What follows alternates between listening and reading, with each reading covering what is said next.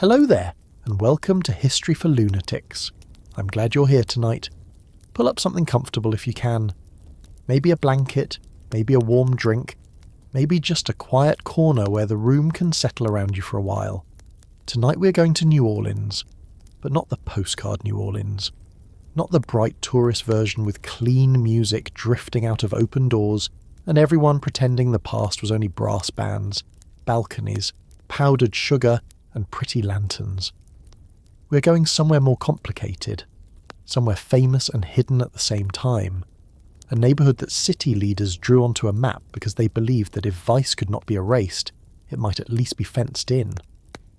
A few blocks of streets where the law looked one way in daylight and another way after dark, a place called Storyville. Now, I want you to notice that name for a moment. Storyville. It sounds almost harmless at first. It sounds like a place in a children's book, or a little corner of town where people gather to tell tall tales on a porch while the evening cools. But the name did not come from stories. It came from a man named Sidney Story, a New Orleans alderman who helped create the ordinance that marked out the city's official vice district at the end of the 19th century. He did not mean for the place to carry his name. In fact, by most accounts, he disliked that it did. But history has a way of attaching a person to the thing they helped make, even when the person would rather step away from it. And so the district became Storyville, and Sidney Story became remembered not for all the ordinary motions of his public life, but for the neighbourhood that took his name and turned it into a national reputation. Before we step into that district, before we walk Basin Street in our imagination, before we hear the piano coming from a room upstairs or watch a carriage stop outside a mansion with bright windows, I want to ask you something simple. Where are you listening from tonight? Are you in bed with the lights low? Are you at a desk letting this play while the rest of the house quiets down? Are you walking somewhere, riding somewhere, sitting in a city that has its own old secrets under the pavement? Every place has them. That is one of the things history teaches, if you sit with it long enough. A city is never only what it says it is also what it hides, what it tolerates, what it profits from, what it condemns in public and depends on in private. New Orleans understood that better than most. If this kind of storytelling speaks to you, if you enjoy these slow walks through the strange rooms of the past, it would mean a lot if you subscribed and gave this video a like. You do not have to do it this second. Do it when you feel it. Maybe when some small detail catches you off guard. Maybe when a name you have never heard before suddenly feels like a real person standing in the room. And if you want to, leave a comment telling me where you are listening from, because I do read those. And there is something quietly wonderful about knowing that people in different rooms, different cities, different countries, are all sitting for a while with the same old story. Now let's go back, not to the New Orleans of Mardi Gras brochures or neat historical plaques, but to the city in the years before Storyville officially existed. The late 1800s in New Orleans were noisy, crowded, uneven years. The city had been shaped by French, Spanish, African, Caribbean, American, and Creole influences, not as separate layers stacked cleanly on top of one another, but as a dense mixture of language, food, music, religion, law, race, labour, and money. The Mississippi River made the city rich and restless. Ships arrived, railroads carried people in and out, sailors, merchants, labourers, politicians, gamblers, musicians, tourists, immigrants, and men passing through on business all moved through streets that were never as orderly as city officials wanted them to be. New Orleans was a port city, and port cities have always lived with a certain tension. They are gateways, which means they bring in wealth, goods, ideas, and people. They also bring in loneliness, temptation, disease, crime, and every kind of trade that grows where strangers arrive with money in their pockets, and no one at home watching what they do with it. By the 1890s, prostitution was not new to New Orleans. It had existed in the city for generations, as it had in other American cities, sometimes openly, sometimes quietly, sometimes under the protection of local power, sometimes under threat of reform campaigns. The trade was not confined to one kind of building or one kind of woman. There were elegant brothels with velvet furniture and music rooms. There were cheaper houses where the work was harsher and the danger greater. There were women who ran their own establishments with business skill that would have been praised if it had been attached to almost any other industry. There were also women with very little control over their circumstances, women pushed by poverty, abandonment, racial discrimination, addiction, coercion, or simple lack of options into a world that outsiders preferred to describe in moral language, because moral language was easier than economic honesty. That is one of the first things to understand about Storyville. It was never only a place of sin, if we are using the language of the time. It was a workplace, an entertainment district, a political compromise, a business zone, a tourist attraction, a racial landscape, and a place where many people were used up. It could be glamorous from a distance and brutal up close. It could make a madam wealthy and leave another woman sick, nameless, and forgotten. It gave musicians rooms in which to play, and gave reformers a target to condemn. It drew visitors who wanted to believe they were entering a forbidden world, even though the city had carefully marked the boundaries of that world for them. Nothing about it was simple, which is exactly why it deserves more than a quick, scandalous retelling. The official idea behind Storyville was regulation. That word sounds very clean. It sounds like paperwork, boundaries, rules, a committee meeting, a civic solution. City leaders looked at prostitution spread across New Orleans and decided that rather than pretend it could be eliminated, they would contain it. They would designate a district, a specific area where prostitution would be tolerated even though it remained legally complicated and morally condemned. In practice, this meant that the city was admitting something without quite admitting it. It was saying, this exists, this will continue to exist, and we would rather know where it is than have it scattered everywhere. That was the public logic. Behind it sat other motives too. Pressure from respectable residents, police convenience, real estate interests, racial control, business profit, and the long-standing habit of cities managing vice not by ending it, but by deciding who would be allowed to profit from it. Picture the map for a moment. Storyville sat just north of the French Quarter, close enough to the respectable and historic heart of the city that its presence was never entirely out of sight, but far enough that officials could pretend it had been set apart. Its boundaries were drawn by streets, Basin, Iberville, North Robertson, and St. Louis. To a person looking at a map, those lines might seem ordinary, just blocks, just addresses. But to the people who lived and worked there, the line mattered. Step on one side of it and certain businesses were tolerated. Step outside it and the same acts could bring police attention. The law had not changed its moral opinion. It had changed its geography. That is what makes Storyville so strange. It was not a lawless place. It was a place made possible by law. There is something almost unsettling about that. We often imagine notorious districts as places that grow wild in the cracks of a city, beyond the reach of officials, beyond rules, beyond respectable control. But Storyville was different. Its notoriety came partly from the fact that it had been organised. The city did not simply fail to stop it. The city drew a border around it. That border gave the district a kind of official shadow. It told visitors where to go. It told police where to look. It told reformers where to point. It told landlords where money might be made. It told musicians where there would be work. It told women in the trade where they might be tolerated, watched, taxed indirectly, exploited and exposed. A boundary can protect, but it can also trap. Storyville did both, depending on who you were.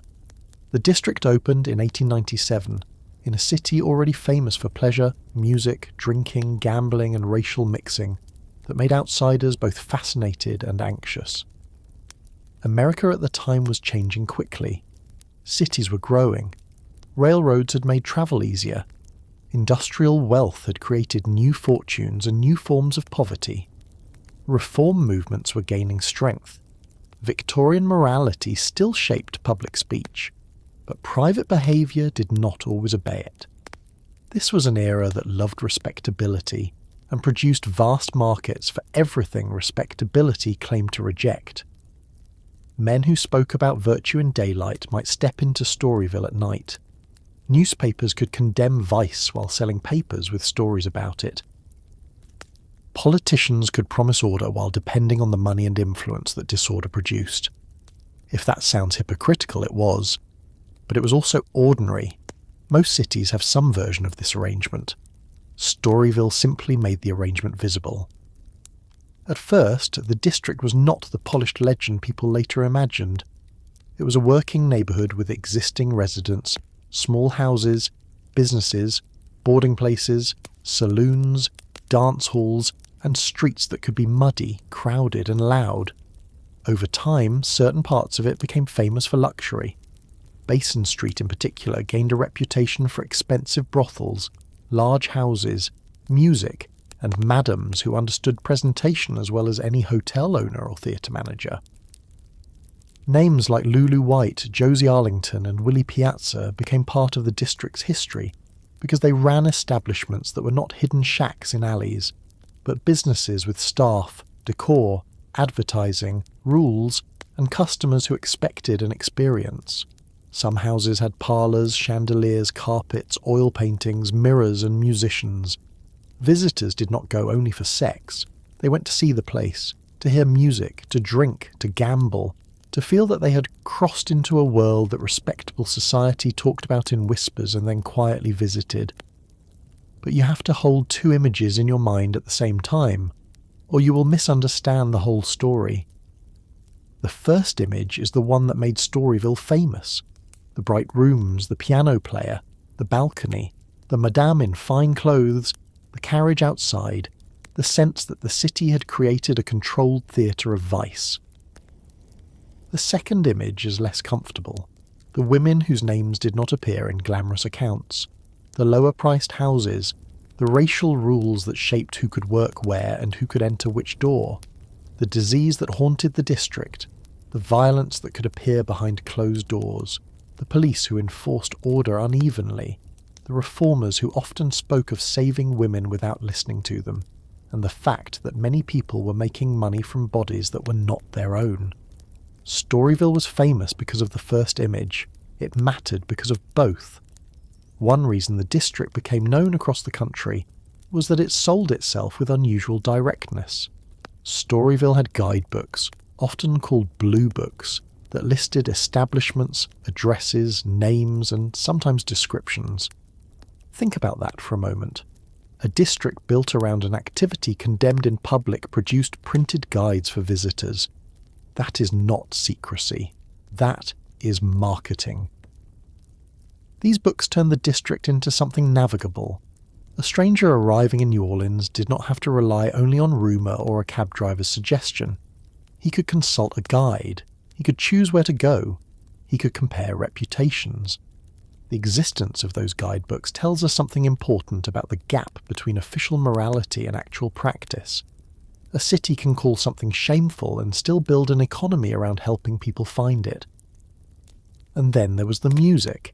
Any honest story of Storyville has to move carefully here, because there is a popular myth that jazz was born in Storyville, as if one neighbourhood simply created it by itself in a few smoky rooms. That is too simple. Jazz grew from many places and many people. Black musical traditions, brass bands, blues, ragtime, church music, dance halls, street parades, Caribbean rhythms, Creole musicianship, and the daily musical life of New Orleans itself. Storyville did not invent all of that. What it did provide was work. The district needed sound. It needed atmosphere. Saloons, brothels, and dance halls hired piano players and bands. Musicians played for customers who wanted entertainment. And in those rooms, some of the city's musical language developed in ways that would later travel far beyond New Orleans. The music mattered, but it was never separate from the social world around it.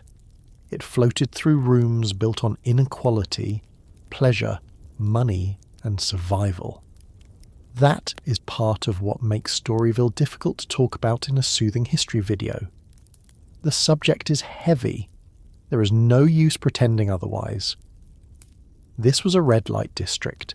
It involved prostitution, exploitation, public health fears, racial segregation, police power, and women whose lives were often judged more harshly than the men who paid them. But history for sleep does not have to mean history without truth. It means we move slowly enough to see the truth clearly. We do not sensationalize it. We do not turn real people into decoration.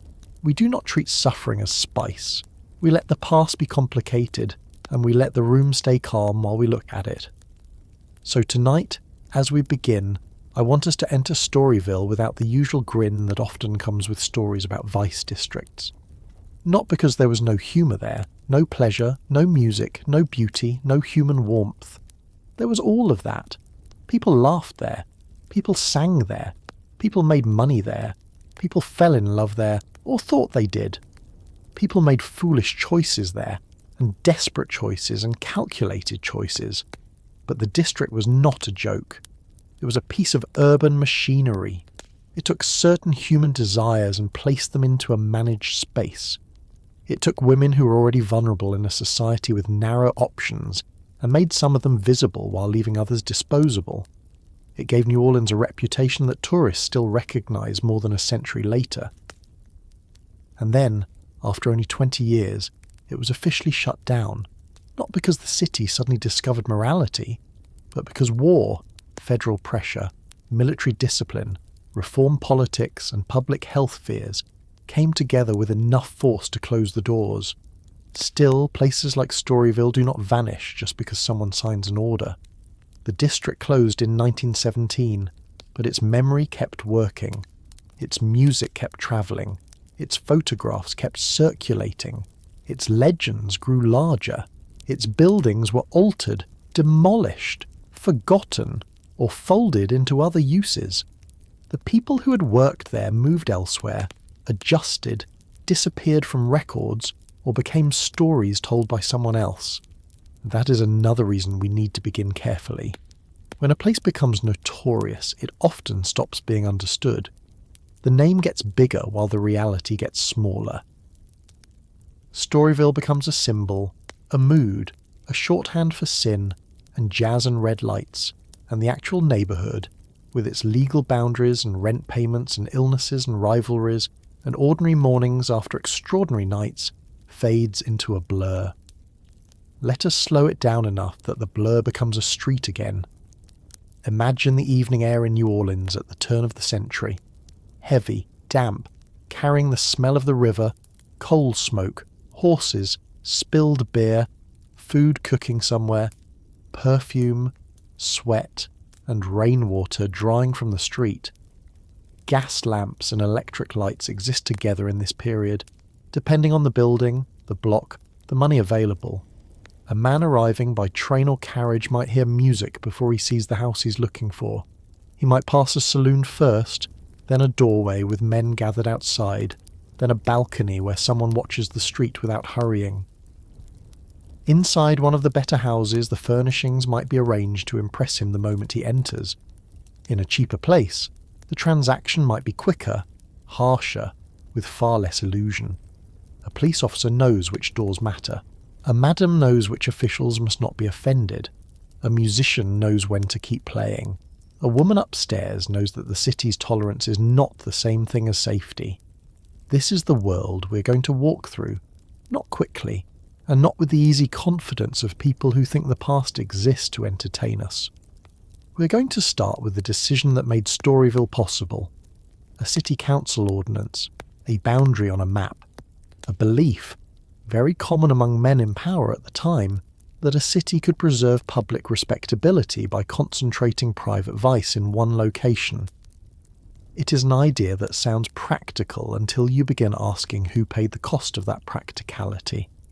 Who was protected, who was watched, who profited, who was blamed. Who was remembered by name, and who was reduced to a line in a directory or a blurred face in an old photograph. The remarkable thing is that Storyville was never truly hidden. That may be the strangest part of all. It was condemned, joked about, advertised, policed, visited, photographed, sung about, and eventually mourned by people who claimed they were glad to see it go. It sat close to the French Quarter, close to rail lines, close to the flow of visitors and money. It was part of New Orleans, not outside it. And maybe that is why it became America's most notorious red light district. Not simply because of what happened there, but because of how openly the city arranged the conditions for it to happen. Other cities had vice. New Orleans gave it an address, so settle in now. Let the present room around you get a little quieter. Outside your window, whatever city or town you're in has its own layers, its own old compromises, its own forgotten districts where people once made choices under pressure and called it life. In New Orleans in 1897, the city tried to solve a moral problem with geography. It tried to take desire, poverty, money, corruption, music and shame and place them inside a border that officials could understand. The line looked simple on paper: Basin Street on one side, Iberville, North Robertson, St. Louis, just names on a map. But once the ordinance took effect, those names became the frame around one of the most famous urban experiments in American history. And to understand how that happened, we have to begin not with the women in the windows or the songs drifting from the parlours, but with the men in offices, the language of public order, and the strange confidence of a city government that believed it could draw a box around vice and keep the rest of New Orleans clean. The men in those offices did not think of themselves as creating a legend. That is one of the strangest things about the beginning of Storyville. Nobody sat down at a polished desk in New Orleans and said, "Let us build the most notorious red light district in America." Nobody wrote that into the record. Nobody imagined tourists 100 years later walking through museums, looking at photographs, repeating the names of madams and musicians, trying to picture the rooms that once stood behind those doors. The men who made Storyville were dealing with a problem they believed was already too old to solve. Prostitution existed. It had existed before them, and they assumed it would exist after them. The real question, in their minds, was not whether they could end it. The question was where to put it. That is a very revealing question. Where to put it, not how to understand it, not why so many women ended up in it, not why so many men demanded it while publicly condemning it. Not what poverty, migration, racial inequality, police corruption and urban loneliness had to do with it. Just where. City government often becomes most honest by accident, and in this case the honesty was built into the map. New Orleans was not claiming to become pure. It was trying to become organised. It wanted vice with boundaries, shame with street names, scandal placed at a manageable distance from the homes and businesses of people who consider themselves respectable.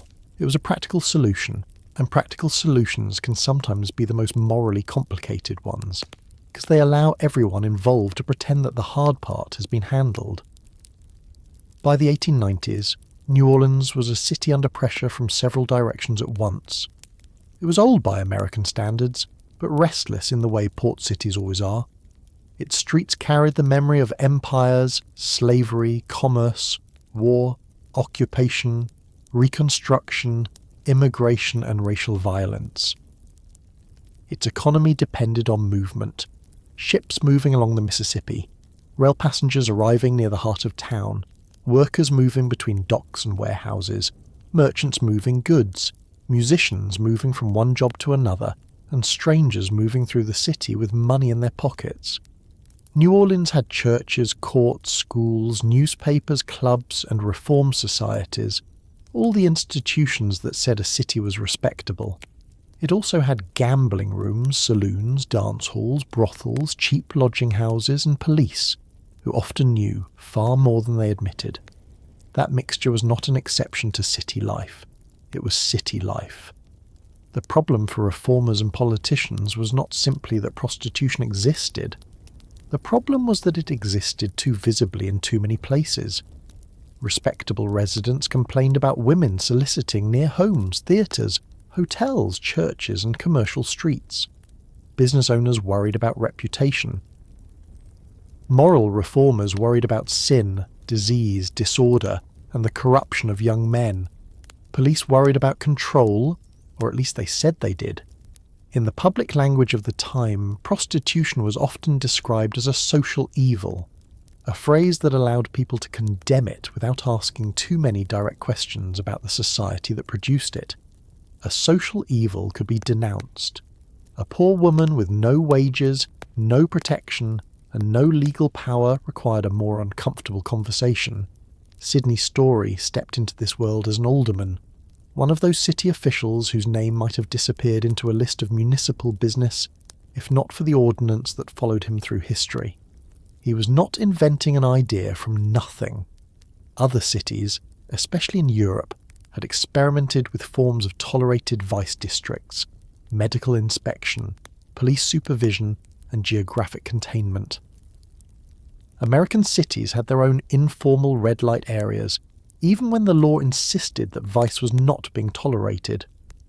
What made New Orleans unusual was the open municipal attempt to define a district where prostitution would be allowed to operate under watch. It was not legalization in the clean modern sense. That distinction matters.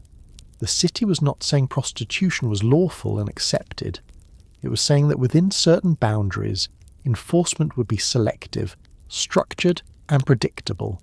Outside those boundaries, the same activity could be punished. That is not freedom. That is containment. The language of the ordinance was dry in the way legal language often is, but beneath it sat a whole theory of the city.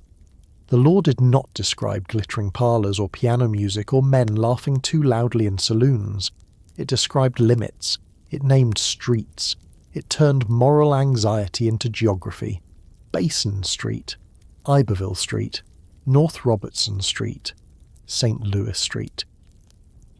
Those names became more than directions. They became the edges of permission. Within them, a woman known to be involved in prostitution could live and work with a degree of tolerance. Beyond them, she became a public nuisance, a target for arrest, removal, punishment, or harassment. The city had not solved the question of vice. It had relocated the question onto the bodies of women who are now expected to fit inside a civic boundary, drawn mostly by men. It is worth pausing on that for a moment, because maps have a way of seeming neutral. We look at a line and think it is only a line, but every line drawn by power changes somebody's life. A property line tells one person what he owns and another person where he is trespassing. A racial boundary tells one family where they may live and another where they must not. A district boundary tells police where to look, landlords what rents to charge, customers where to go, and workers what choices remain. The Storyville Ordinance created a place, but it also created a category of person who belonged in that place. That is one of the quieter cruelties of urban reform. It can appear to be managing behaviour while actually sorting human beings. Not everyone who lived in the district had chosen to be part of a vice experiment. This is another detail that often gets smoothed away in later retellings. The area that became Storyville was not empty land waiting to become infamous. People already lived there. Families, workers, shopkeepers, renters and owners occupied those blocks before the ordinance turned the neighbourhood into a designated district. When a city draws a boundary, it does not draw it over blank paper, no matter how the map makes it look. It draws it over kitchens, bedrooms, yards, debts, routines and rent agreements. Some residents left, some stayed. Some found the changing neighbourhood dangerous or shameful. Others found opportunity in the new economy that grew around them. A saloon owner might benefit. A landlord might raise rents. A washerwoman might take in laundry from houses that now did steady business. A grocer might sell more food. A cab driver might earn more fares. A musician might find paid work. A city's moral compromise is rarely contained only in the rooms where the condemned act takes place. It spreads into everything around it. That is what makes the ordinance so important. Storyville was not simply a row of brothels, it became a system. The houses needed furniture, liquor, linens, food, cleaning, repairs, guards, musicians, clerks, carriage service, doctors, police arrangements, advertisements, and money handlers. The more expensive establishments operated with the discipline of businesses that knew image was part of the product. They needed carpets, mirrors, lamps, curtains, pianos, silverware, printed cards, and women dressed in ways that signalled luxury to men who wanted to believe they were entering a private world of pleasure. The cheaper houses needed less decoration, but often required even more endurance from the women who worked there. The ordinance did not create desire, poverty, or exploitation. It gathered them into a marketplace and gave that marketplace an address. City leaders liked to speak as if concentration would reduce disorder. This was the argument. If prostitution was scattered, it touched respectable life at too many points. If it was concentrated, then it could be watched. The police could patrol it. Doctors could inspect it. Reformers could locate it. Men seeking it would know where to go. Women involved in it would be easier to control. Disorder would not disappear, but it would be easier to manage. You can hear the bureaucratic calm in that idea. It sounds tidy. It sounds almost reasonable, especially if you're not the person being managed. That is why we need to be careful with words like regulation. Regulation can protect people in some circumstances. It can establish rules, reduce harm, make the hidden visible. But regulation can also make exploitation more efficient when the people being regulated have little power over the rules. There was another layer beneath all of this, and it was race. New Orleans at the end of the 19th century was living through the hardening of Jim Crow. The city's older systems of racial hierarchy, already brutal and unequal, were being reshaped by segregation laws, white supremacy, disenfranchisement, and public violence. Storyville did not sit outside that world. It was part of it. The district's houses, clientele, policing, pricing, and reputations were shaped by racial categories that the city treated as both social fact and legal order. Some of the most famous establishments catered to white customers by offering fantasies built around race and colour, especially in houses where light-skinned women of colour were marketed in ways that came directly out of the long violence of slavery and sexual exploitation. It is uncomfortable to say plainly, but it has to be said plainly. Storyville sold not only sex and entertainment, it sold racial fantasy. It turned the history of domination into a form of commercial attraction. That did not mean the women involved were without skill, agency, or intelligence. This is where simple moral stories fail. Some women in Storyville, especially the best-known madams, were formidable business operators. They managed staff, negotiated with police, cultivated customers, handled money, purchased property, furnished houses, controlled reputations, and understood publicity better than many respectable businessmen. Some became wealthy. Some used the limited power available to them with remarkable force. But their success existed inside a system that remained unequal and dangerous. A madam could command a room and still be vulnerable to police pressure, racial insult, public condemnation, and economic collapse if the law turned against her. A woman could earn more in Storyville than in domestic service or factory work and still pay for that earning with her safety, health, reputation, and future. History does not become more truthful when we flatten such women into victims or villains. It becomes truthful when we allow the contradiction to remain visible.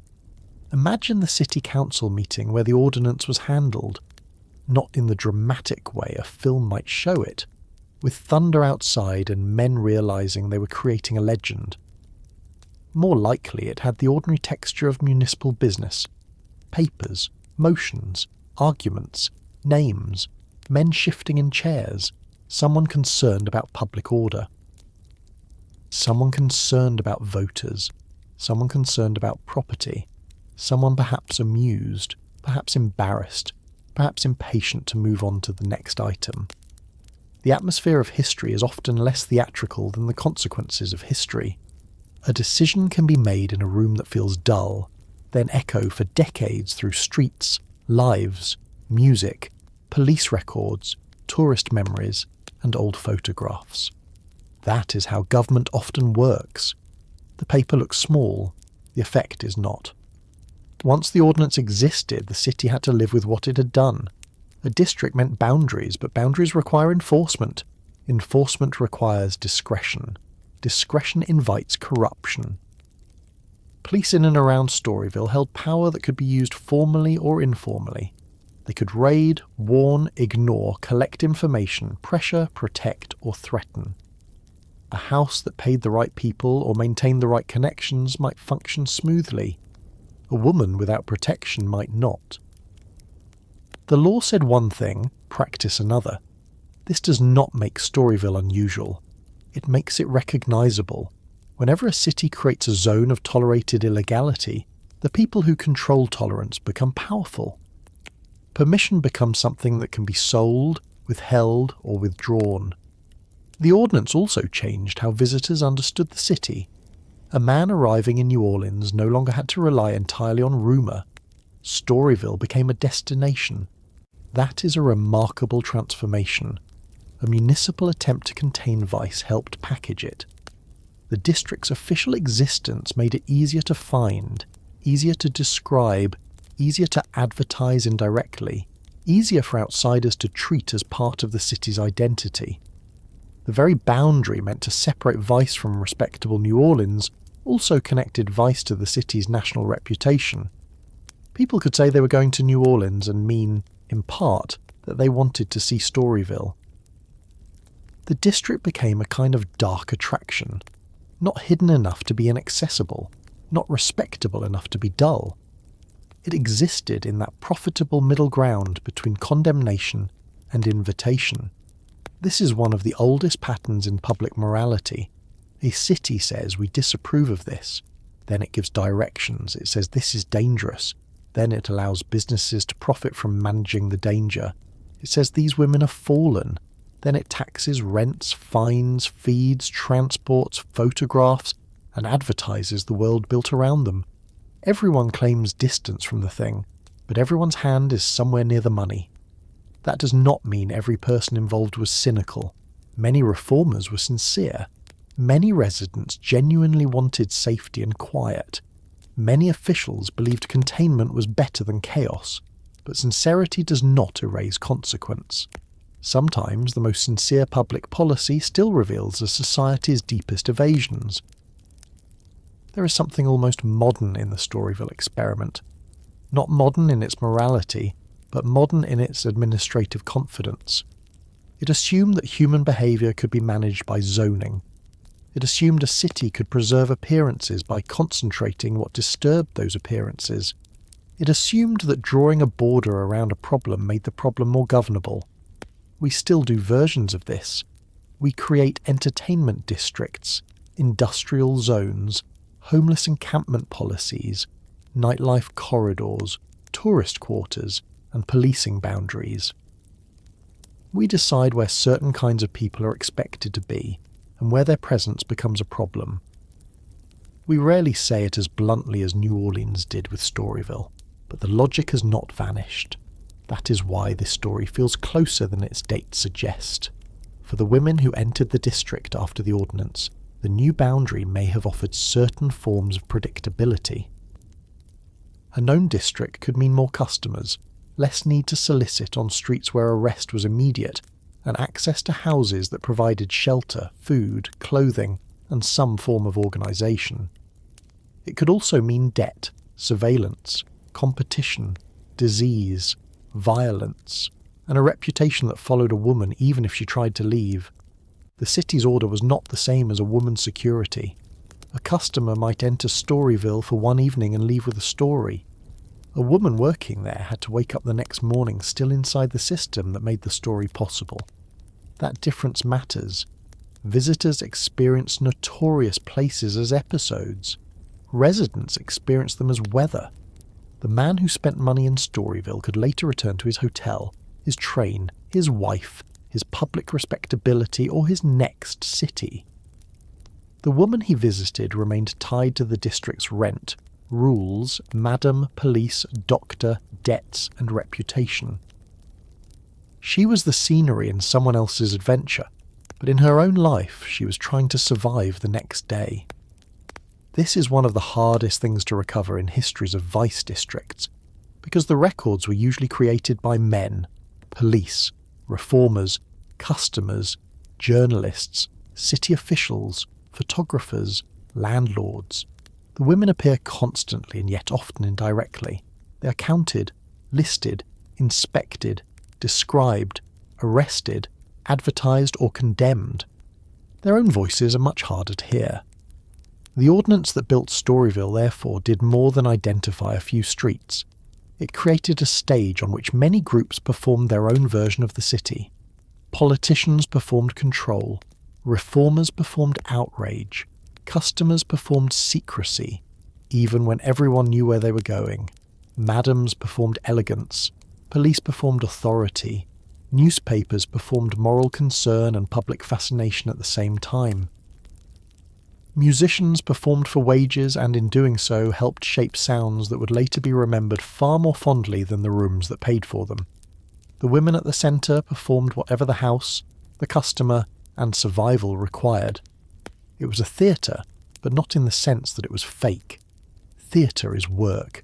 Theatre has lights, managers, scripts, entrances, exits, and people behind the curtain who are more tired than the audience will ever know.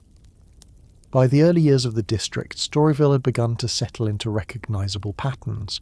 There were expensive houses and cheap houses, white establishments and black establishments, saloons, cribs, boarding houses, dance rooms, music rooms, and street life that shifted as evening came on. Basin Street began to gather the reputation that would cling to it long after the district was gone. The Blue Books would make navigation easier and fantasy more organised. Names would become brands, buildings would become signals. A visitor could read the district before entering a door, judging from the facade, the lighting, the street, the people outside, the rumour attached to the address. The ordinance had done its first work. It had not eliminated vice. It had turned vice into a neighbourhood with an economy, a hierarchy, and a public identity. Still, it is important to remember how short the official life of Storyville really was. 20 years is not long for a city. Some buildings stand longer than that without anyone noticing them. A child born in New Orleans when the district opened would barely be grown when federal pressure helped close it. Yet in those 2 decades, the district became larger than itself. That is partly because it stood at the crossing point of so many American anxieties. Sex, race, urban growth, public health, women's labour, immigration, tourism, music, policing, and the distance between private behaviour and public morality. Storyville became notorious because it gathered those anxieties into a few walkable blocks and lit them well enough for people to see. The men who approved the ordinance believed they were making a controlled space. They were also making a memory machine. Every address carried stories. Every police decision created resentment or relief. Every night of music left traces in the minds of people who would later describe the district with more romance than accuracy. Every reform sermon gave the place more symbolic power. Every printed guide made it easier for the fantasy to travel beyond New Orleans. By trying to isolate vice, the city made it legible. By making it legible, it made it marketable. By making it marketable, it made it famous. This is the part that feels almost inevitable once you understand it, although it was not inevitable at all. A city draws a district to control embarrassment. The district becomes a destination. The destination becomes a legend. The legend outlives the law, the buildings, and most of the people who actually lived inside it. And then, long after the last official door has closed, later generations look back and see only the glow. They forget the ordinance. They forget the council room. They forget that before Storyville became a song, a mood, and a scandal, it was paperwork. But paperwork can be powerful. A signature can move women from one street to another. A boundary can raise rents. A line on a map can tell policemen where to stand and customers where to wander. A legal phrase can turn a neighbourhood into a container for a city's contradictions. That is what happened in New Orleans in the late 1890s. The city took a problem it did not want to face directly, and gave it 4 walls made of street names. As evening settled over those blocks in the first years after the ordinance, the effects of the decision became visible in small practical ways. Lamps were lit, doors opened, men arrived by carriage or on foot, a piano sounded from somewhere inside, women dressed for the night's work, saloon keepers prepared for customers moving in and out of the district. Police watched, or chose not to watch too closely. Neighbours adjusted to noise, money, danger, and opportunity. The law that had seemed so clean in print became bodies in motion, windows glowing, footsteps on pavement, and a neighbourhood learning what it meant to be the place where New Orleans had decided its sin should go. And from there, once the boundary was drawn and the city had made its bargain, the district began to develop its own evening rhythm, especially along the streets that visitors would remember first. Basin Street did not become famous simply because the ordinance named the area around it. It became famous because night after night, address by address, room by room, the legal boundary turned into a world people could enter, spend money in, whisper about, condemn later, and never quite forget. Basin Street did not become famous by accident. It became famous because it sat at the point where the city's decision turned into an experience. A law could create a district on paper, but paper did not draw men out at night. Paper did not make a street glow. Paper did not bring carriage wheels over rough ground, or put a piano behind a closed door, or make a visitor slow his pace because he could feel he had crossed from ordinary New Orleans into the part of the city that people mentioned with lowered voices. Basin Street became the front room of Storyville. It was where the district learned to present itself. During the day, the street would not have looked as dangerous or glamorous as later memory sometimes suggests. Daylight is practical. It shows peeling paint, puddles, laundry, tired faces, deliveries, servants carrying things in and out, men repairing steps, women at windows not yet dressed for display, and the ordinary maintenance that every night of business required. The grand reputation of Basin Street was built after sundown, but it had to be cleaned, stocked, repaired, cooked for, laundered, and managed in daylight. That is one of the first things to understand about any place devoted to night. It depends heavily on the day. The sheets had to be washed, the lamps had to be prepared, liquor had to be ordered, food had to be delivered, musicians had to be arranged, clothing had to be mended, floors had to be swept, money had to be counted, messages had to be sent. The performance of vice required a great deal of ordinary labour. As evening came on, the street changed. Not all at once. There was no single moment when Basin Street became Storyville in full. It happened gradually, with a series of small adjustments that everyone who lived or worked there would have recognised. Lamps were lit. Curtains were drawn or arranged. Doors that had been closed during the heat of the afternoon opened. Men began to appear in greater numbers, some alone, some in pairs, some in groups trying to seem casual and failing at it. Carriages and hacks moved along the street. A driver might know exactly where to stop without being told to directly. Music drifted from inside certain houses, sometimes clear, sometimes muffled by walls and shutters. Voices rose. Laughter came from porches and parlours.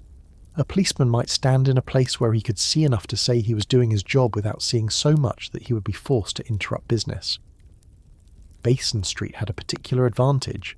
It was accessible.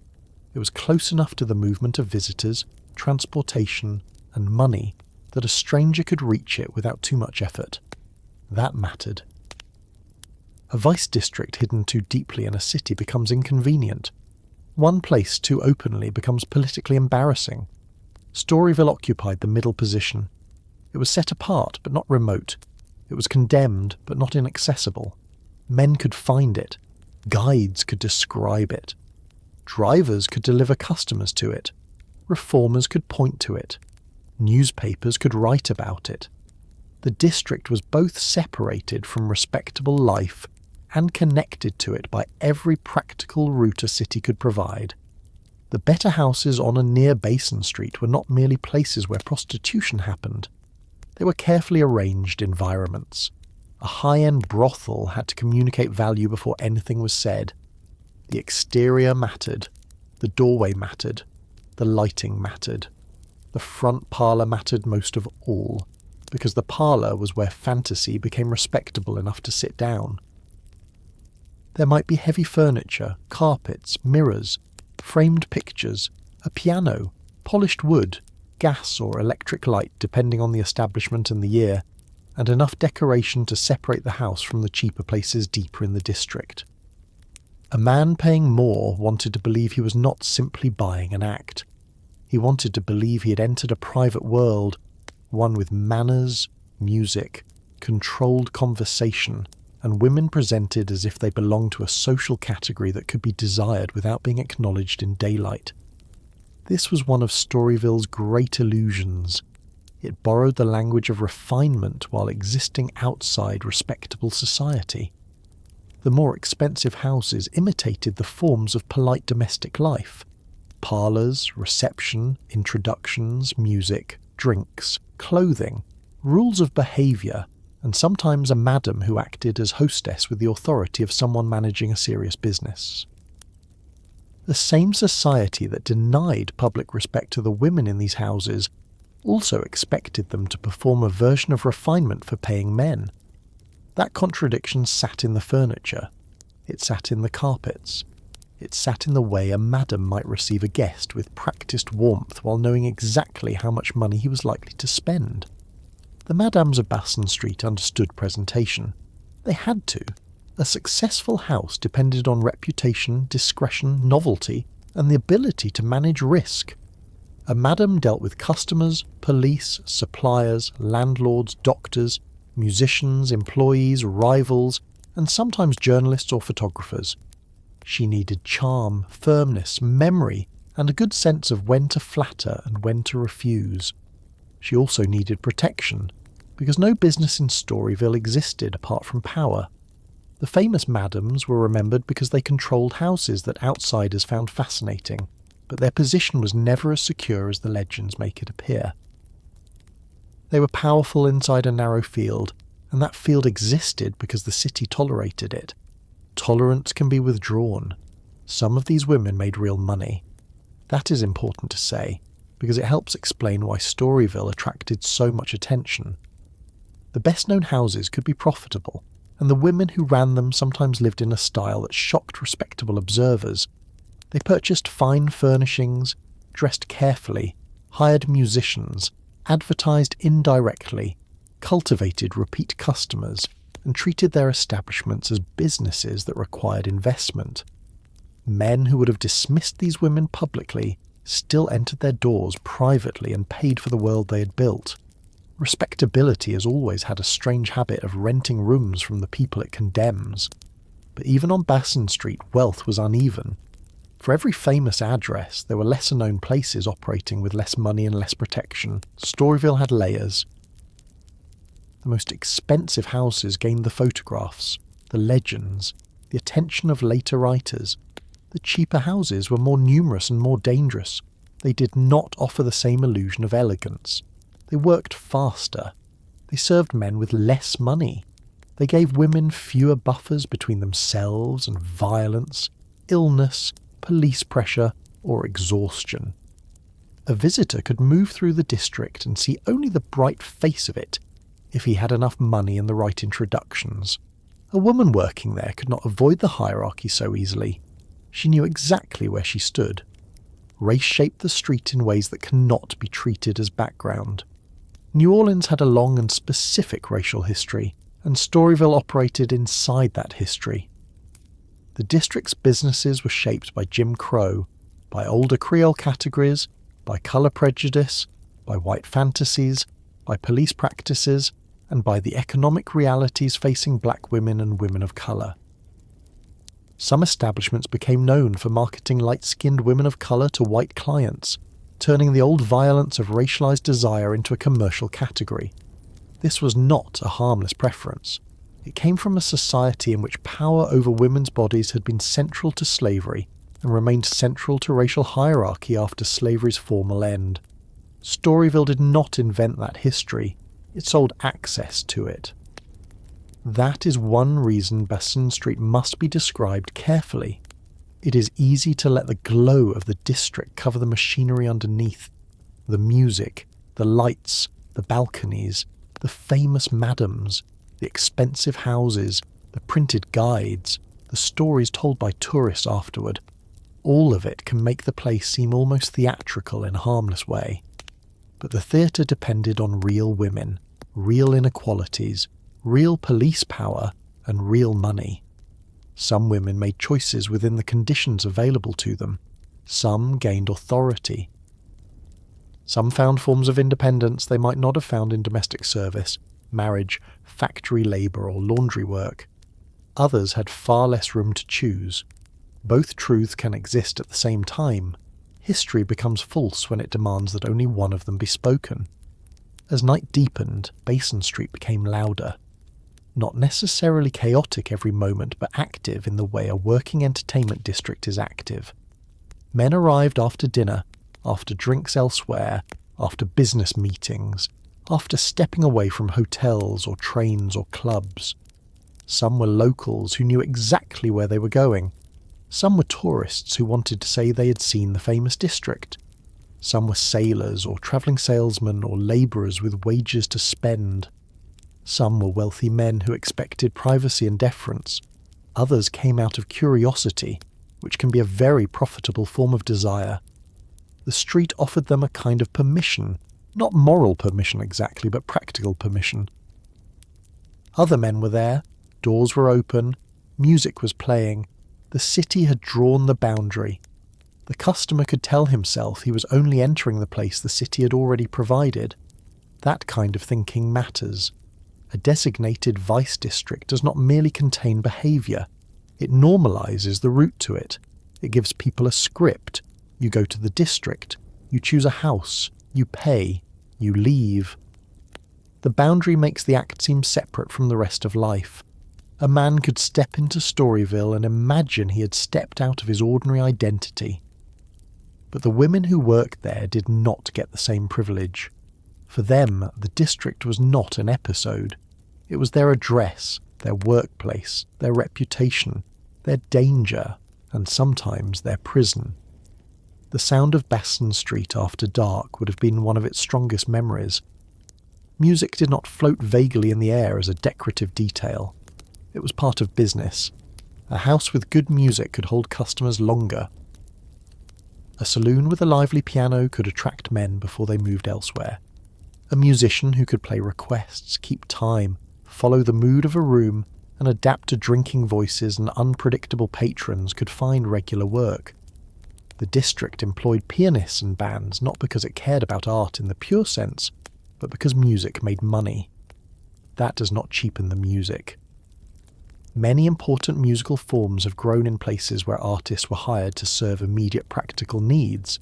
Dancing, drinking, ceremony, worship, mourning, marching, seduction, celebration. Storyville was one of those places where music was labour before it became legend. The piano was especially important. A piano could fill a room without requiring a full band. It could be played loudly enough to draw attention, or softly enough to support conversation. A skilled pianist could move between ragtime, blues, popular songs, dance tunes, sentimental melodies, and improvise passages depending on the room. Men came in with songs they wanted to hear. Women might request something familiar. A madam might prefer music that gave her establishment a certain tone. The pianist watched the room while appearing not to watch too closely. He knew when a mood was turning generous, when an argument might begin, when to keep the rhythm steady, when to stop drawing attention. Music in Storyville was not separate from social intelligence. It required reading people. Some of the musicians associated with New Orleans and early jazz passed through the world of Storyville, though the old claim that jazz was simply born there is too neat. The district was one stage among many. Brass bands, street parades, churches, dance halls, black neighbourhoods, Creole musical training, ragtime, blues and Caribbean influences all mattered. But Storyville provided paid rooms and paid rooms matter. A musician needs places to play. He needs audiences, even flawed audiences.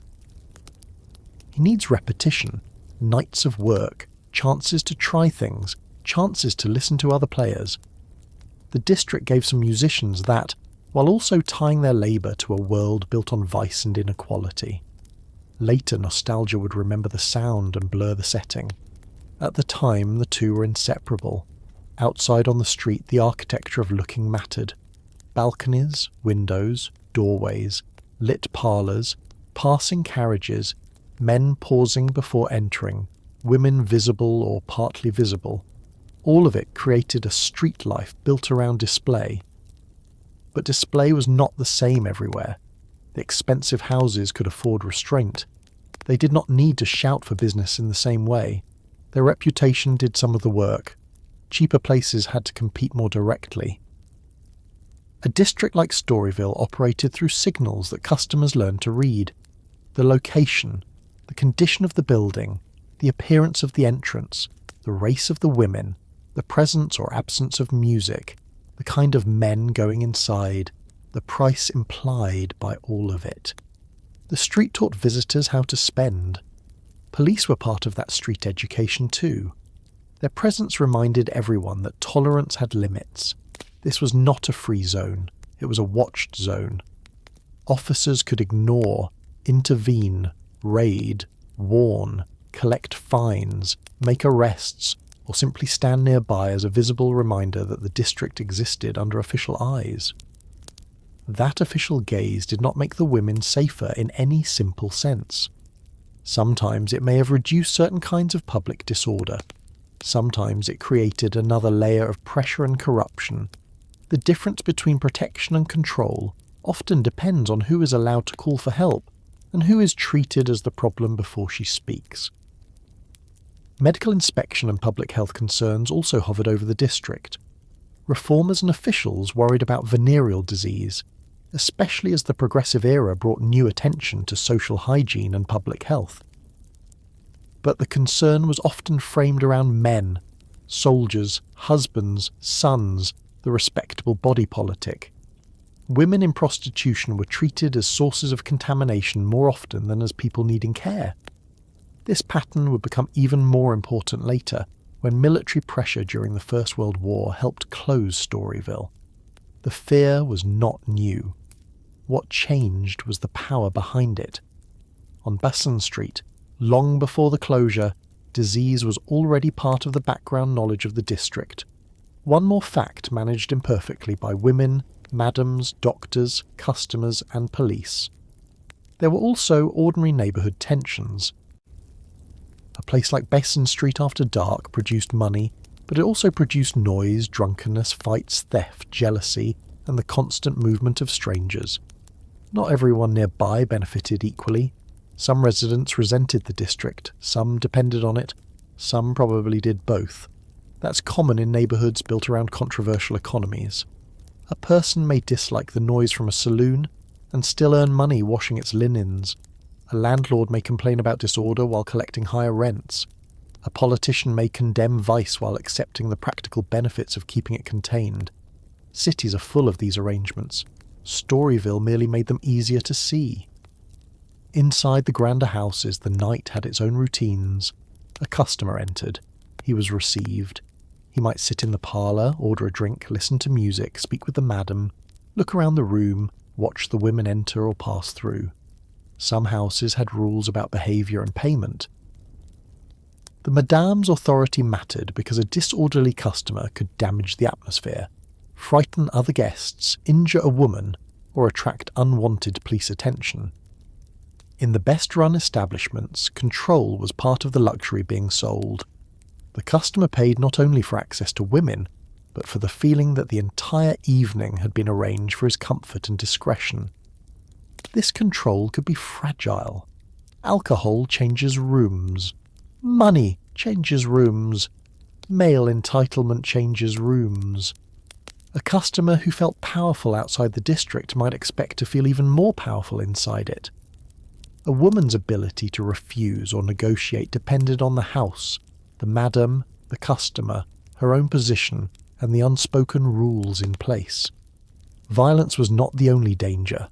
Exhaustion, debt, illness, addiction, pregnancy, police records, public exposure, and aging out of the more profitable houses were all part of the landscape. The bright street did not remove those facts. It made money from working around them. Still, the district was not only misery. This is another point that has to be held honestly. Human beings make lives even in compromised places. Women formed friendships. Musicians built networks. Workers exchanged information. People laughed, gossiped, argued, celebrated good nights, feared bad ones, and developed routines that gave shape to uncertainty. A woman living in Storyville might know which doctor was gentle, which policeman was cruel, which customer was dangerous, which madame paid fairly, which house was declining, which musician could be trusted, which neighbour would help in an emergency. Such knowledge rarely enters official histories, but it is the real knowledge by which people survive. Basin Street's reputation also depended on contrast. It was not just that the street had vice. Many streets in many cities had vice. Basin Street seemed to combine vice with style. That combination fascinated outsiders.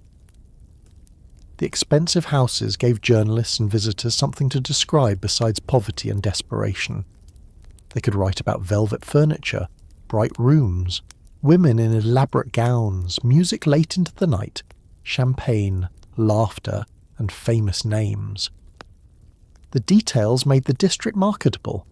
They also made it easier for people to ignore the women working in less elegant places a short distance away. Glamour is selective lighting. It shows what helps the story and leaves the rest in shadow. Photographs from the Storyville era added to this selective memory. Some images showed women posed carefully, dressed in ways meant to suggest luxury or allure. Others showed interiors, faces, stairways, bedrooms, parlours. A photograph seems factual because the camera was there, but photographs can stage a lie as easily as a painting can. They show a fraction of a second, often arranged for a viewer. The viewer is usually imagined as someone outside the life being photographed. Storyville's visual record helped build its legend, but it cannot be treated as the whole truth. The women in those pictures had names, moods, debts, private jokes, illnesses, fears, and memories. The camera did not capture most of that. As the hours passed, the street's population shifted. Early evening curiosity gave way to later drinking. Men who had planned only to look might enter somewhere. Men who had spent too much might argue. Music could become louder or rougher depending on the room. A carriage might stop at a well-known address, then another. A woman might step out briefly for air. A musician might move from one job to the next. A police officer might be called to settle something that could not be handled inside.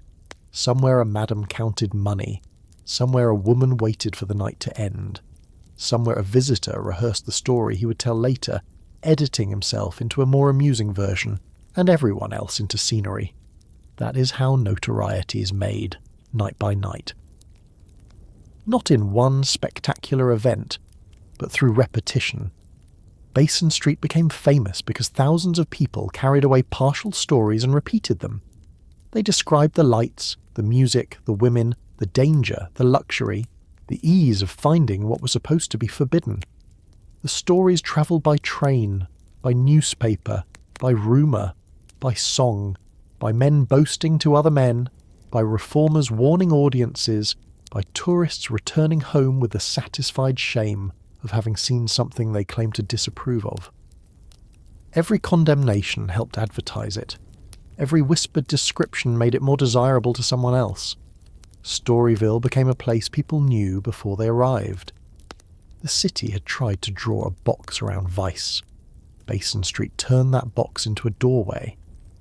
That is why the street matters so much. It was not the whole district, and it was not the whole truth of the district, but it was the entrance to the myth. It gave Storyville a face that could be remembered. The face was lit, musical, expensive, and available to men who had money. behind that face were workers, servants, cooks, drivers, laundresses, police, doctors, landlords, musicians, and women whose lives were far more complicated than the role the district assigned them. Near midnight, the difference between the city's respectable and tolerated worlds became thinner. A man who had earlier walked through a hotel lobby with a clean collar might now sit in a parlour on Basin Street. A politician who spoke about order might know the district's layout better than he admitted. A businessman might spend money in a house whose existence he would denounce if asked publicly. Storyville did not corrupt respectable New Orleans from the outside. It revealed what respectable New Orleans already contained. The district's most uncomfortable truth was not that vice existed in a separate neighbourhood. It was that the separate neighbourhood was connected to everyone. The night kept moving. Lamps burned lower, some houses stayed active, others quieted for a while before another arrival. The street never belonged fully to silence, not in the hours when money could still be made. But beneath the movement there was always the structure created by the ordinance, the boundary, the tolerance, the business, the police discretion, the racial order, the hierarchy of houses, the expectation that certain women would carry the burden of the city's compromise. Basin Street after dark was famous because it seemed to offer escape. In reality, it was one of the most organised places in New Orleans, and once visitors learned that this world could be entered, compared, priced, and chosen, someone had to make it easier for them to navigate. The district did not rely only on rumour for long. It developed printed guides, advertisements, names arranged like a catalogue of forbidden respectability, and little books that turned streets, women, houses and racial categories into a directory a man could hold in his hand. The lights of Basin Street drew him in, but the blue books told him where to go. The lights of Basin Street drew a man towards Storyville, but the blue books told him how to move through it. That is what makes them so strange to hold in the mind. A city could pretend in public that vice was a problem to be controlled, a moral nuisance to be contained inside a few streets, and yet inside the contained world there appeared printed guidebooks that made the whole arrangement easier to use. They were not secret in the way a folded note passed under a table is secret. They were discreet, yes, and not the sort of thing a respectable man would leave on a parlour table at home, but they were practical objects made for practical use. They listed names, they gave addresses. They advertised houses, saloons, cabarets, restaurants, liquor, cigars and services connected to the nightlife of the district. They turned a place that was supposed to be tolerated reluctantly into something that could be browsed. There is something almost modern in that. Not modern in its look, of course. These were not glossy travel brochures with colour photographs and neat branding. They belonged to the world of small printing shops, street directories, advertisements and pocket references. But the idea behind them feels familiar. A visitor arrives in a city.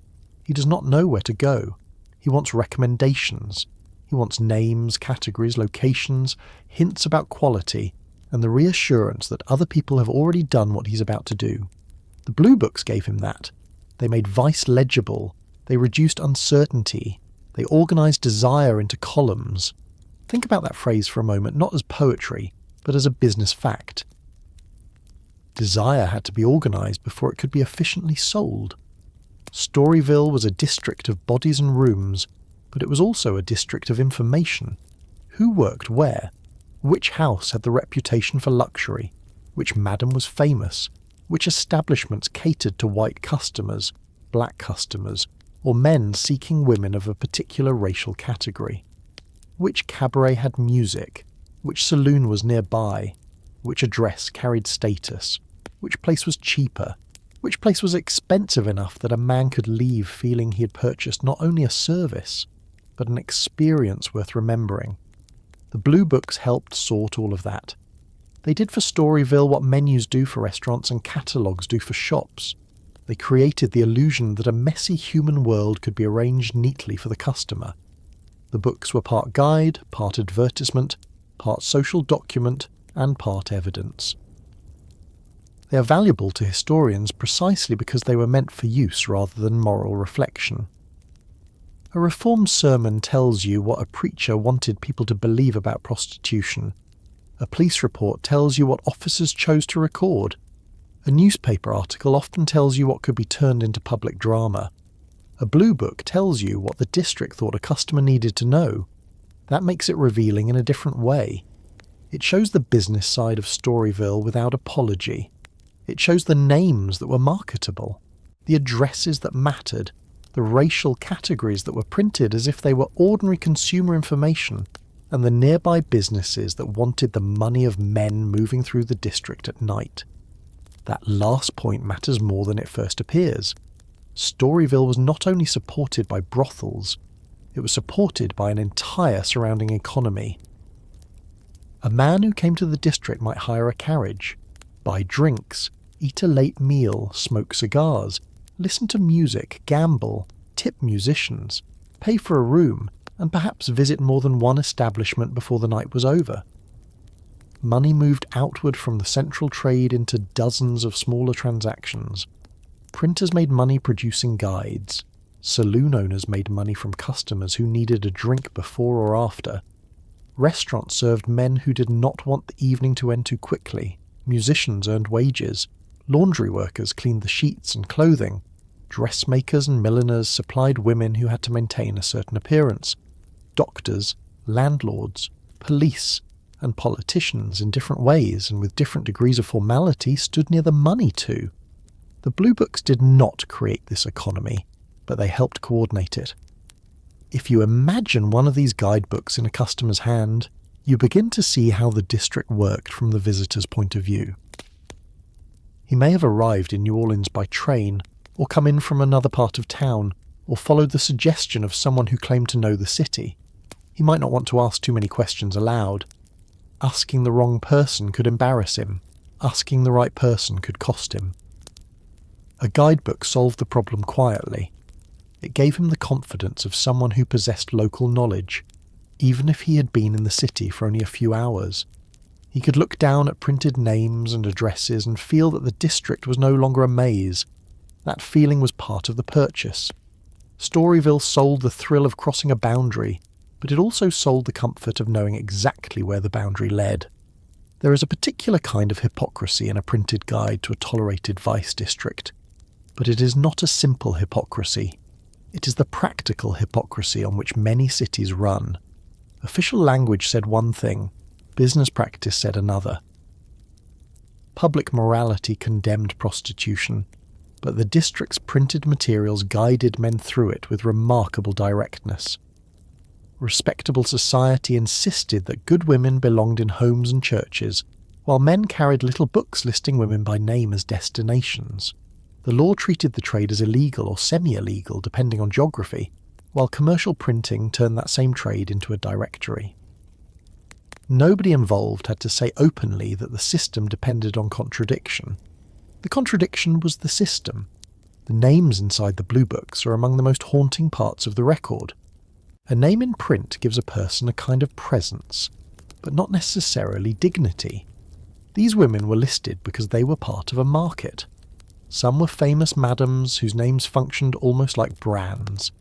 Others were working women whose appearance in a directory may be one of the few traces they left in the historical record.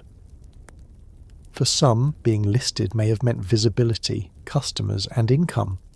For others, it meant exposure, classification, and the reduction of a whole life to an address and category.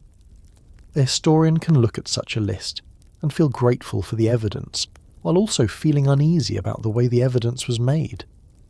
Try to picture one of those printed names as a person rather than an entry. She has a morning after the night's work. She has clothing to mend, money owed, perhaps a family somewhere that knows part of the truth or none of it. She has a room, a favourite food, a fear, a joke she tells often, a customer she dislikes, another she tolerates, a memory of how she came to New Orleans, or how she came to this house, or how she came to believe this was the least bad option available. The Blue Book does not record any of that. It cannot. It was not designed to. Its purpose was to make her findable. That is one of the sharpest differences between a person's life and the documents that survive from it.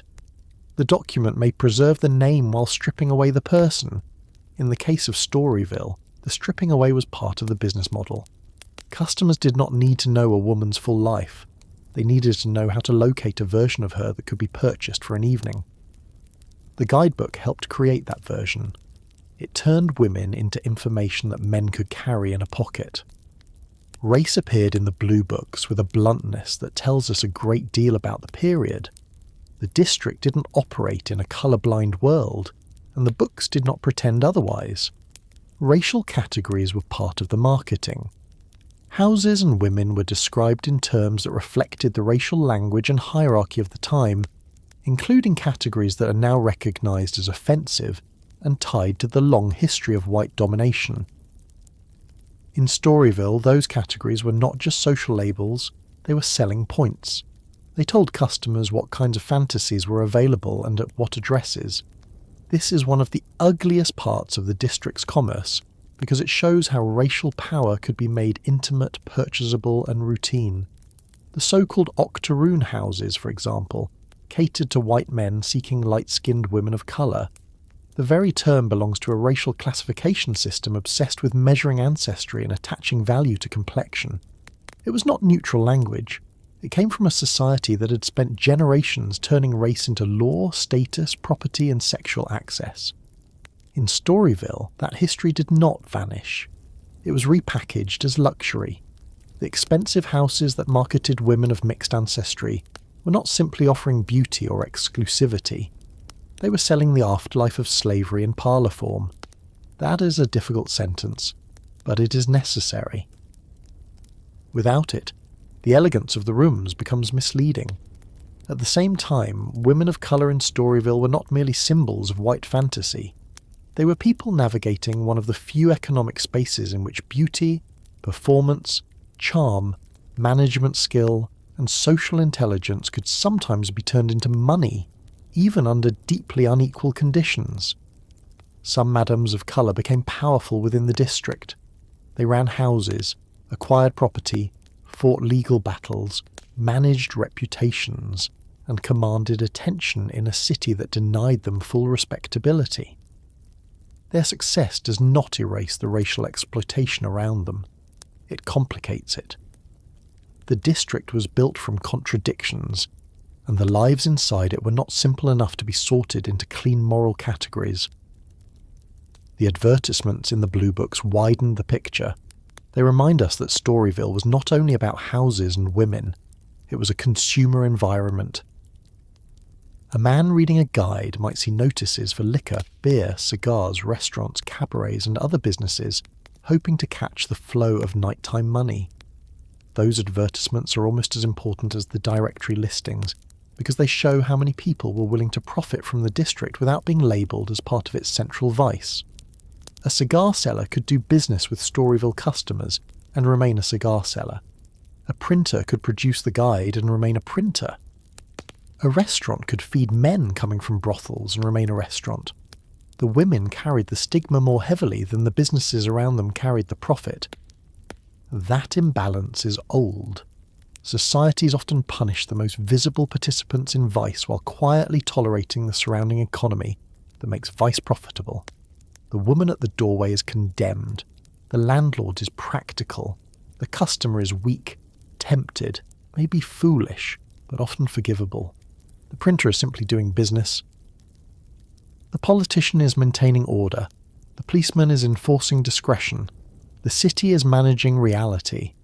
One of the useful things about studying Storyville is that it removes the comfort of pretending these roles are separate. They were connected every night by money. A blue book also gave the district a sense of permanence, even though its official life was brief. Printing something makes it feel established. An address in a directory seems more stable than a rumour. A name in print seems more official than a whisper. The guidebooks helped create the impression that Storyville was not merely tolerated, but organised, almost institutional. That impression was useful to customers and profitable for businesses, but risky for the city. The more visible and navigable the district became, the harder it was to claim that it was only a regrettable necessity kept under control. The books made the arrangement too clear. They showed that the vice district was not merely contained, it was being served. Still, the authorities did not shut down the books immediately, and that tells its own story. The district's visibility was part of its usefulness. If vice was going to be contained, people had to know where the container was. If men seeking prostitution were supposed to go to Storyville instead of scattered addresses elsewhere, then information about Storyville had to circulate. The city may not have officially published these guides, but the existence of the district created the market for them. A boundary without directions is less profitable. Storyville's success depended on being both separated and advertised, both condemned and findable. For a customer, the Blue Book offered choice. Choice is one of the most powerful illusions in any market. The listing suggested that the buyer controlled the evening. He could decide which house, which street, which price, which atmosphere, which racial category, which reputation. The structure of the guide turned women and houses into options. That was good business. It also softened the reality of what was being purchased by placing it in the familiar form of consumer selection. A man could read the guide the way he might read a list of hotels or theatres, and that form itself made the act feel less morally heavy. Commerce has a way of smoothing the edges of things. But there is another side to choice. The women listed were also choosing where possible, bargaining where possible, moving where possible, trying to improve their position where possible. A woman might seek work in a better house because it meant better customers, better rooms, more money, or greater protection. A madame might try to recruit women who could elevate the reputation of her establishment. A woman whose name appeared in the right circle could attract more business. The directory could expose, but it could also advertise. For some, visibility meant income. That is what makes the Blue Books difficult to interpret only as instruments of exploitation. They were that, but they were also tools used by people within the trade to compete, survive, and earn. No one in Storyville operated outside reputation. Reputation was a kind of currency. A house known for elegance could charge more. A madame known for discretion could keep elite customers. A woman known by name might draw repeat visitors. A musician known to play well could find steady work. A saloon known as lively could fill with men before they drifted to the brothels. The Blue Books helped record and circulate reputation, but reputation also moved by word of mouth. A visitor might hear one name from a bartender, another from a cab driver, another from a friend, then find the same name printed in a guide. The printed word confirmed the rumour, and the rumour gave life to the printed word. This relationship between print and rumour helped Storyville become famous beyond New Orleans. A man could take a Blue Book away from the district as proof that he had entered a world others only imagined. The object itself became a souvenir, though not the sort one displayed openly. It carried the thrill of forbidden knowledge. It said, "I know where these places are, I know the names, I have seen the system from the inside." That feeling helped spread the legend. Storyville did not depend only on what happened in its rooms. It depended on what men said afterward and what objects allowed them to remember, exaggerate, and retell. The Blue Books also reveal the strange relationship between secrecy and publicity in vase economies. The customer often wants secrecy from his family, employer, church, or public identity. But the business needs publicity to survive. That means that advertising must be open enough to attract him, and discreet enough to let him pretend he is not being openly addressed. Storyville solved this through coded respectability, selective circulation, and the already established fact of the district. Everyone who needed to know could know. Everyone who wanted to deny knowing could deny it. The Blue Books existed in that space between knowledge and acknowledgement. In that sense, they were not only guides to prostitution, they were guides to social pretending. They taught men how to participate in a public secret. They let the city maintain the fiction that vice had been controlled, while demonstrating that vice had become a structured attraction. They let businesses profit from the district while keeping a small distance from its stigma. They let customers experience the thrill of transgression while following a route made safe by repeated use. They let madams and houses compete for attention while presenting themselves as refined, exclusive, or exciting. The whole system depended on people knowing and not knowing at the same time. There is something deeply revealing about the neatness of those printed listings. Human lives are rarely neat, but markets prefer neatness. A woman's history becomes a name. A house's internal politics become an address. Racial violence becomes a category. Desire becomes a choice. Danger becomes a price. A night that might end in laughter, illness, debt, violence, boredom, profit, or loneliness begins as a line of print. That is the business of desire, not simply selling what someone wants, but making what someone wants seem orderly enough to buy. One can imagine a printer setting the type for one of these guides without thinking too much about the lives behind the names, letter by letter, line by line, address by address. The work required skill, but not necessarily reflection. Printers often handle the words of other people's worlds without entering them. The type is set, the pages are pressed, the ink dries, the book is folded or bound, and soon it is in a man's pocket as he steps into the district. Between the print shop and the parlour, a chain of labour has turned vice into information. At the same time, the very existence of these books gave later historians a rare window into the district's organisation. Without them, much of Storyville would be even harder to reconstruct. They preserve names that might otherwise be lost. They show which addresses mattered in certain years. They reveal the businesses that clustered around the trade. They expose the racial marketing that polite histories might prefer to soften. They show how openly the district functioned beneath its official ambiguity. This is one of the uneasy gifts of historical evidence. The same document that once helped customers navigate exploitation can now help us understand the system more honestly. That honesty requires looking at what the blue books do not show. They do not show the woman who cried after the customer left. They do not show the one who laughed with her friend over breakfast. They do not show the laundress's hands after washing another house's linens. They do not show the musician walking home at dawn with sore fingers and a few dollars earned in a room he might not have respected but needed. They do not show the police arrangement, the bribe, the quiet threat, the doctor's warning, the unpaid debt, the family letter hidden in a drawer. Directories are good at locations. They are poor at interior lives. The books also do not show the larger city pretending not to depend on the district. New Orleans benefited from Storyville's notoriety even when officials complained about it. Tourists came, money circulated. The city's reputation for pleasure deepened. Reformers gained an enemy useful for speeches. Newspapers gained material. Musicians gained audiences. Politicians gained a system that seemed to keep vice in one place. Yet the central shame of the district was placed mostly on the women whose names appeared in print. That division of profit and blame is one of the oldest stories in urban history.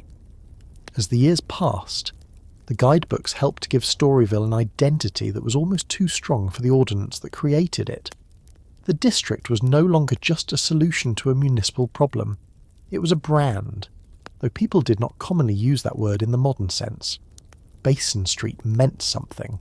Certain madams' names meant something. Certain racial categories and house reputations meant something.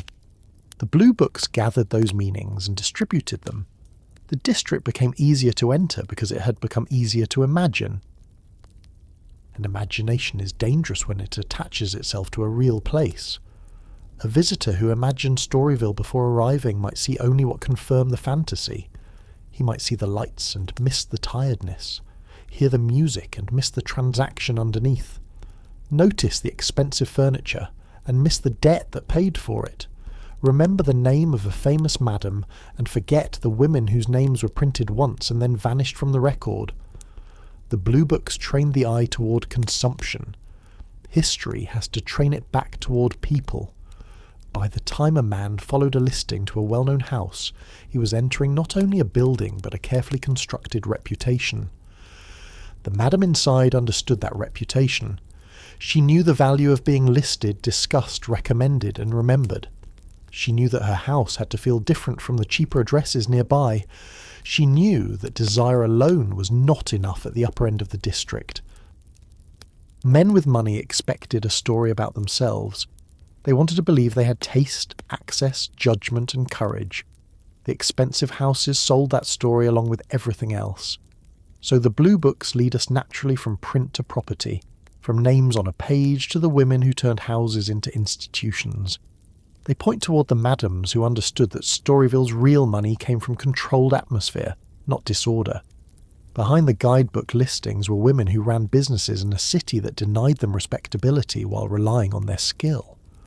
They furnished rooms, managed employees, negotiated danger, cultivated customers, and built mansions of vice close enough to respectable New Orleans that the city could never honestly claim not to know they were there. Those houses did not run themselves. That is the first thing to understand about the famous mansions of Storyville. Later memory likes to picture them as if they were stage sets that existed only after dark, full of music, lamps, men in fine coats, women descending staircases, and money changing hands somewhere out of sight. But every one of those houses was a workplace, and every workplace has management. Somebody had to decide who was admitted, who was turned away, who was hired, who was dismissed, what was charged, what was repaired, what was hidden, what was advertised, what was paid to whom, and how much trouble could be allowed before the police, the neighbours, or the newspapers became a problem. In the most famous houses of Storyville, that person was usually the madam. The word madam carries a great deal of weight in this story. It can sound almost elegant now, softened by distance and costume dramas, but in Storyville it meant a woman who lived at the centre of a difficult business. A madame had to be hostess, employer, landlord, debt collector, negotiator, disciplinarian, entertainer, protector, public face, and private strategist. She had to understand men with money, women with few options, police officers with power, musicians needing work, suppliers needing payment, and politicians who preferred arrangements that left no fingerprints. She had to make the house feel controlled, because control was part of what separated a high-priced establishment from a dangerous room with a bed and a door. The more expensive the house, the more important the illusion of order became. This is why the mansions mattered. They were not simply large buildings, they were statements. They told a visitor that he had not wandered into some rough alley transaction. He had arrived somewhere with rules, reputation, furniture, music, and a woman in charge who knew exactly what the evening was worth. A grand house in Storyville could have parlours arranged for conversation, mirrors placed to enlarge the room, carpets that softened footsteps, chandeliers or bright lamps that flattered faces, pianos ready for music, and staircases that made entrance and display part of the business. The rooms did not just contain desire, they shaped it. A man stepping inside a place like that was being encouraged to believe he had crossed into a world where vice had manners. That was the trick of the most successful Storyville houses. They borrowed the signs of respectable domestic life and turned them toward an economy that respectable society publicly condemned. The parlour, the hostess, the music, the polished wood, the careful lighting, the refreshments, even the rules of behaviour. All of it resembled upper-class hospitality. But the hospitality was commercial, and everyone understood that, even if no one said it too directly. The visitor could enjoy the feeling of refinement while paying for what refinement was supposed to deny. The madam's genius was often in managing that contradiction so smoothly that the customer never had to look at it for too long. Some madams became famous because they understood this better than anyone around them. Lulu White is one of the names that still clings to Storyville. She was associated with Mahogany Hall, one of the district's most famous establishments, remembered for luxury, expensive furnishings, and the way it turned the architecture of pleasure into a public legend. She presented herself and her house in a way that made both difficult to ignore. In a city organised by race and class, She built a reputation that unsettled easy categories. She was a woman of colour in a society that denied women of colour full respect, and yet she operated in a district where her name could carry commercial power. That power was real, but it existed in a narrow and unstable space. Josie Arlington was another famous figure, remembered for an establishment that stood among the most recognised in the district. Her story often comes wrapped in rumour, which is what happens when a woman becomes famous in a world that preserves gossip more carefully than truth. She was known for ambition, conflict, money, and a desire to be seen as more than the trade that made her wealthy. That desire was not unusual. Many madams who made money in vice tried, in one way or another, to purchase distance from the stigma of vice. They bought property, they dressed well, they supported relatives, they attempted forms of social respectability that polite society dangled before them and then pulled away. A man could make money in a harsh business and later be called a businessman. A woman who made money in Storyville remained a madam. Willie Piazza, known as the Countess, represents another side of the district's hierarchy. She ran one of the houses associated with the racialized market that made Storyville both profitable and morally ugly. Her world was shaped by the city's obsession with colour, status, and access. A woman like Piazza could command a luxurious establishment and still live under Jim Crow, still be measured by racial categories created to limit her, still be denied the public respect that men with less intelligence and less discipline took for granted. The fact that she gained influence inside Storyville does not mean the city accepted her. It means she learned how to operate in the space the city allowed. That is the pattern worth noticing. These women could be powerful and vulnerable at the same time. The madame of a successful house might handle large sums of money, employ staff, arrange protection, and host men whose names carried influence across New Orleans. She might own property, dress richly, and live in rooms more elaborate than those of many respectable families. Yet the same city that visited her house at night could refuse her dignity in daylight. Her money could buy silk, furniture, and legal assistance. It could not buy a clean reputation. Respectability was the one luxury Storyville could display but not fully possess. The price of respectability was not the same for everyone. A wealthy man who visited Storyville risked embarrassment, but often not ruin. If he was important enough, his name might be protected by silence. A policeman, politician, merchant, lawyer, or travelling businessman could step into the district, spend money, and return to the public world with his identity mostly intact. For women, the stain worked differently. The woman who ran the house, the woman who worked upstairs, the woman whose name appeared in a guidebook, the woman whose photograph circulated, they carried the mark of the district more permanently. The customer rented secrecy. The women provided it. A madam had to understand that imbalance and use it. Discretion was a product. Men paid for the confidence that their presence would not become public. The better houses protected that confidence because their business depended on it.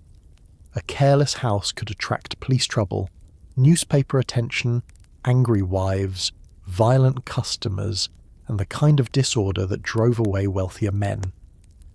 A well-run house offered not innocence, but management. It told customers, without saying it plainly, that their shame would be handled professionally. Inside those houses, the madam's authority could be both protective and exploitative.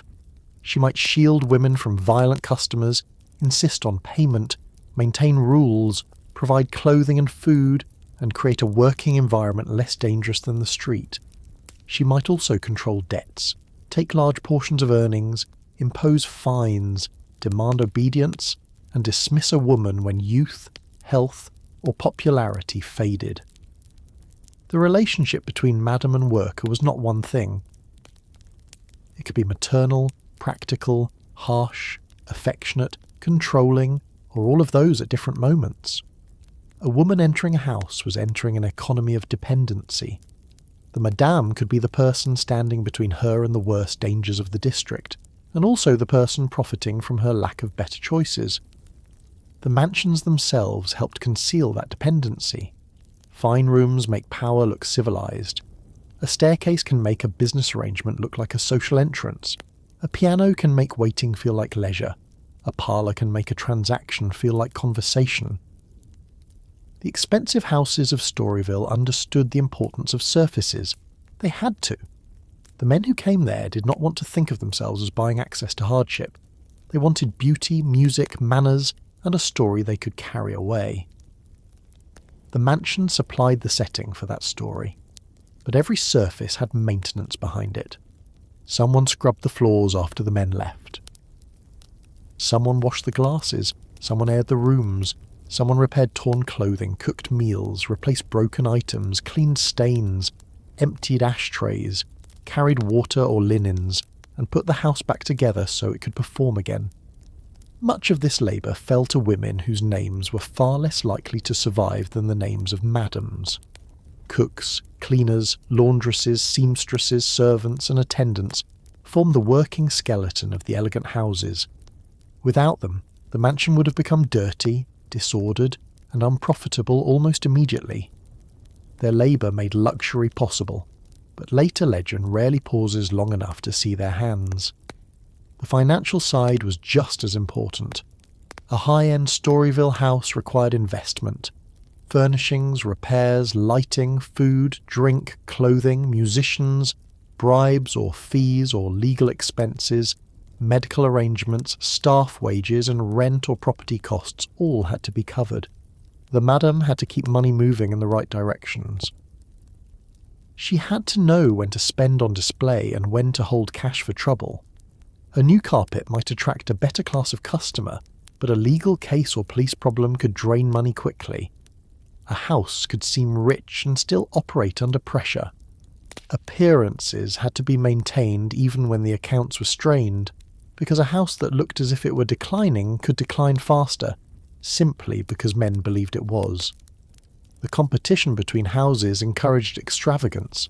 If one establishment became known for beautiful rooms, another had to offer something equal or more memorable. If one madam gained a reputation for discretion, another had to prove she could offer the same. If one house advertised certain women, music or luxury, rivals had to find their own advantage. Storyville was not a single unified world. It was a market, and markets produce rivalry. The madams watched one another. They knew who was rising, who was losing favour, who had attracted a wealthy customer, who had police trouble, who had taken in a new woman, who had lost one. Gossip was not just entertainment, it was business intelligence. This rivalry could become personal. The stories surrounding famous madams often include feuds, insults, lawsuits, threats, and attempts to damage another house's reputation. Some of these stories may be exaggerated because scandal grows in the telling, but the underlying logic is sound. Reputation meant money. To harm a rival's reputation was to harm her income. In a district where legality was uncertain and respectability unavailable, a madam's name was one of her most valuable assets. Once damaged, it could be difficult to repair. That is why the blue books, newspaper mentions, customer rumour, and street talk all mattered. They shaped the invisible economy of trust and desire.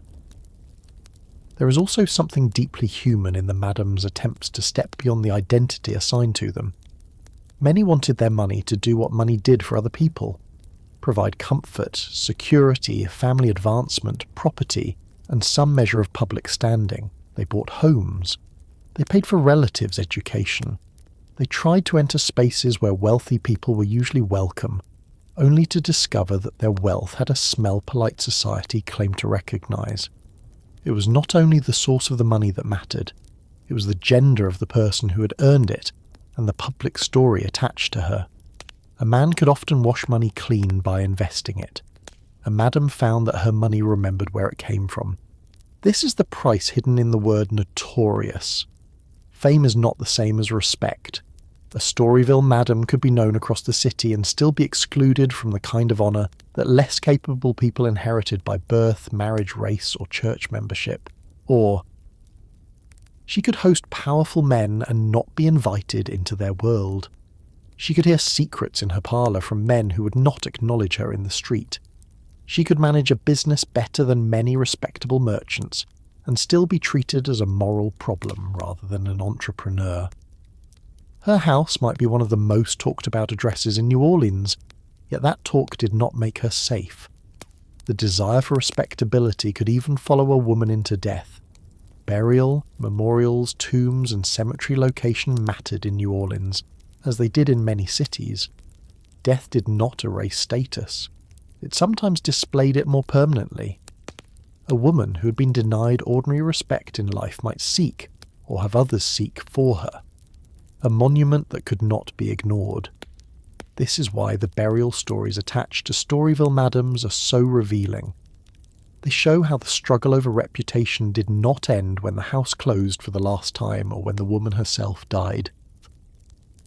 People continue to argue over what she had been, what she deserved, and whether money earned in vice could purchase a respectable place among the dead.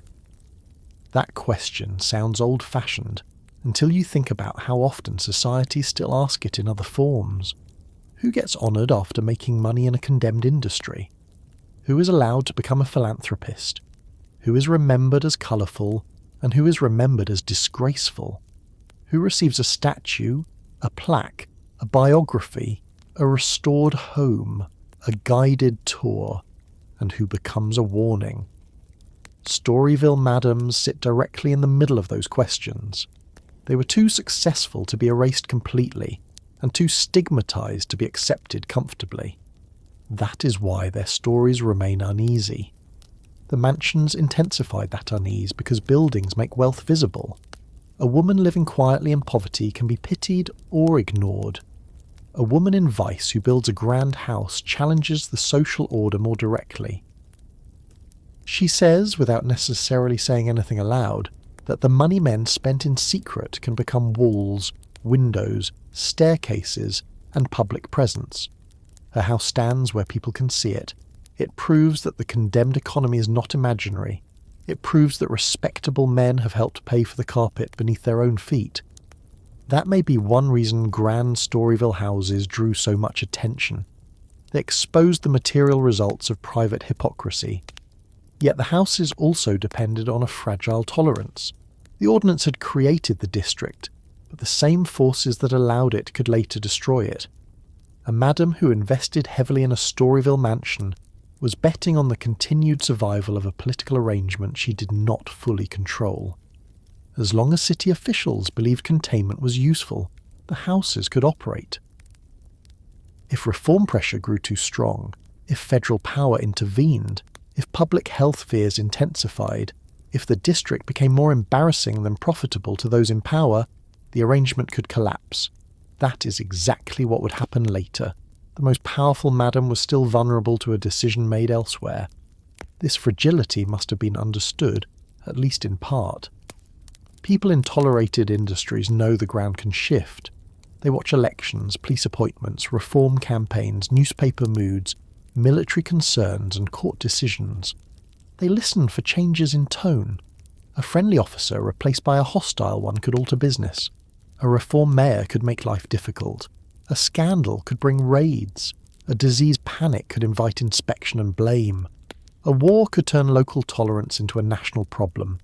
Storyville's grand houses looked solid, but their legal foundation was always temporary. Inside them, night after night, the work continued. A madam received guests, kept accounts, smoothed over trouble, managed women, paid musicians, watched the mood of the room, and performed confidence even when she had reasons to worry. She might appear relaxed because the house required it. Customers did not want to enter a room full of visible anxiety. They wanted ease, so ease had to be manufactured. The lighting, the music, the greetings, the clothing, the arrangement of chairs, the availability of drinks, the behaviour of staff, all of it worked together to create a sense that the house was stable and the evening under control. That stability was labour. The women who worked in these houses also performed far more than later stories admit. They had to read customers quickly. They had to manage conversation, charm, refusal, compliance, boredom, danger and competition from other women. They had to maintain appearance under conditions that could be physically and emotionally exhausting. They had to know when to flatter, when to withdraw, when to alert someone, when to laugh, when to let silence do the work. Their labour was not only physical, it was social, emotional, and strategic. Men paid for the feeling of being wanted, admired, entertained, or important. Producing that feeling, especially for strangers night after night, is work even when no one calls it by that name. The best houses turn this work into atmosphere. That atmosphere is what later memory often preserves. The room with music, the madam with jewellery, the woman on the staircase, the fine wallpaper, the famous address.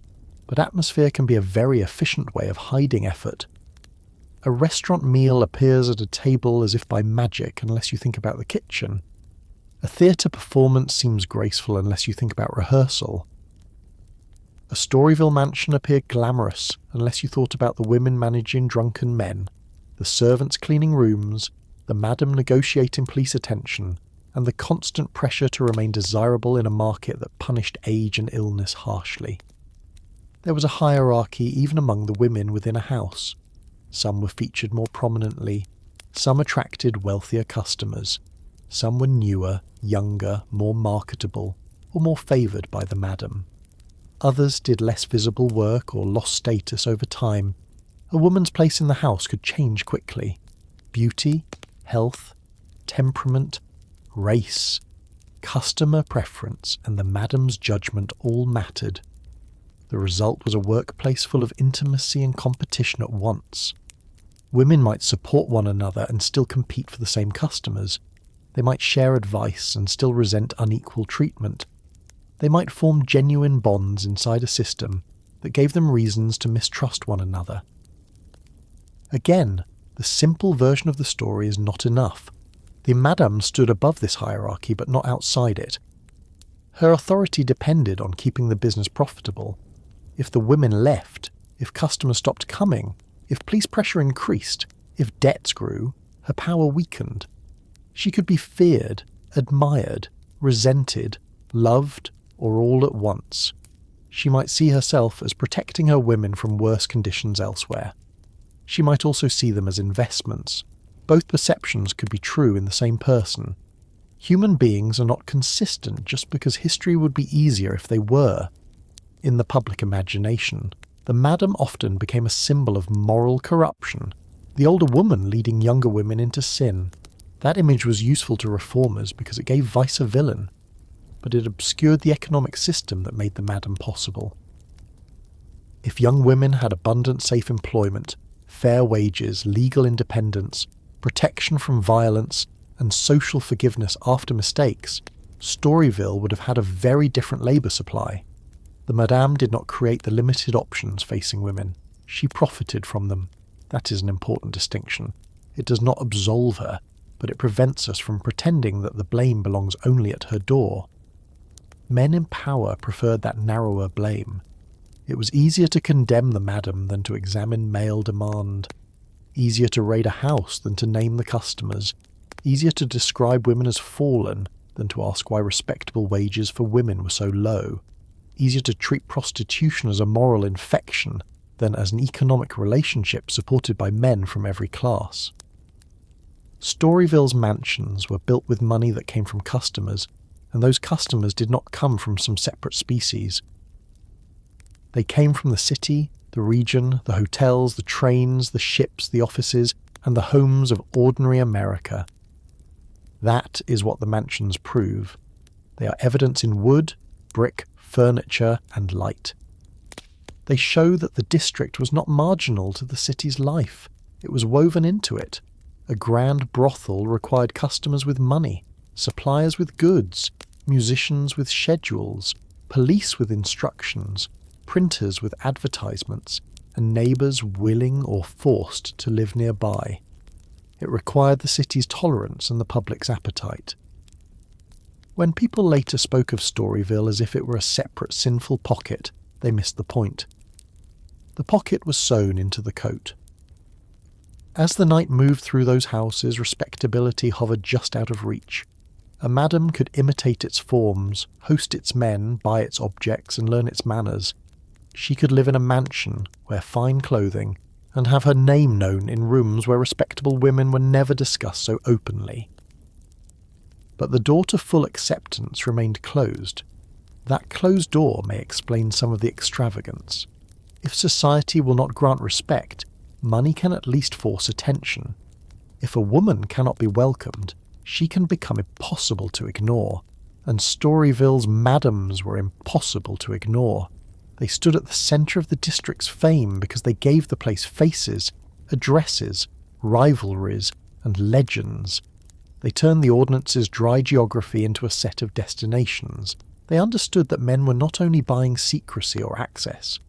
They were buying the feeling of entering a named house run by a woman whose reputation had already reached them through rumour, guidebooks, music, and street talk. The madam was the keeper of that reputation. The mansion was its body.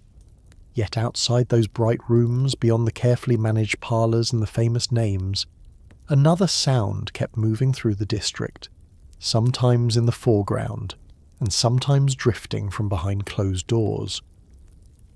Music was not decoration in Storyville.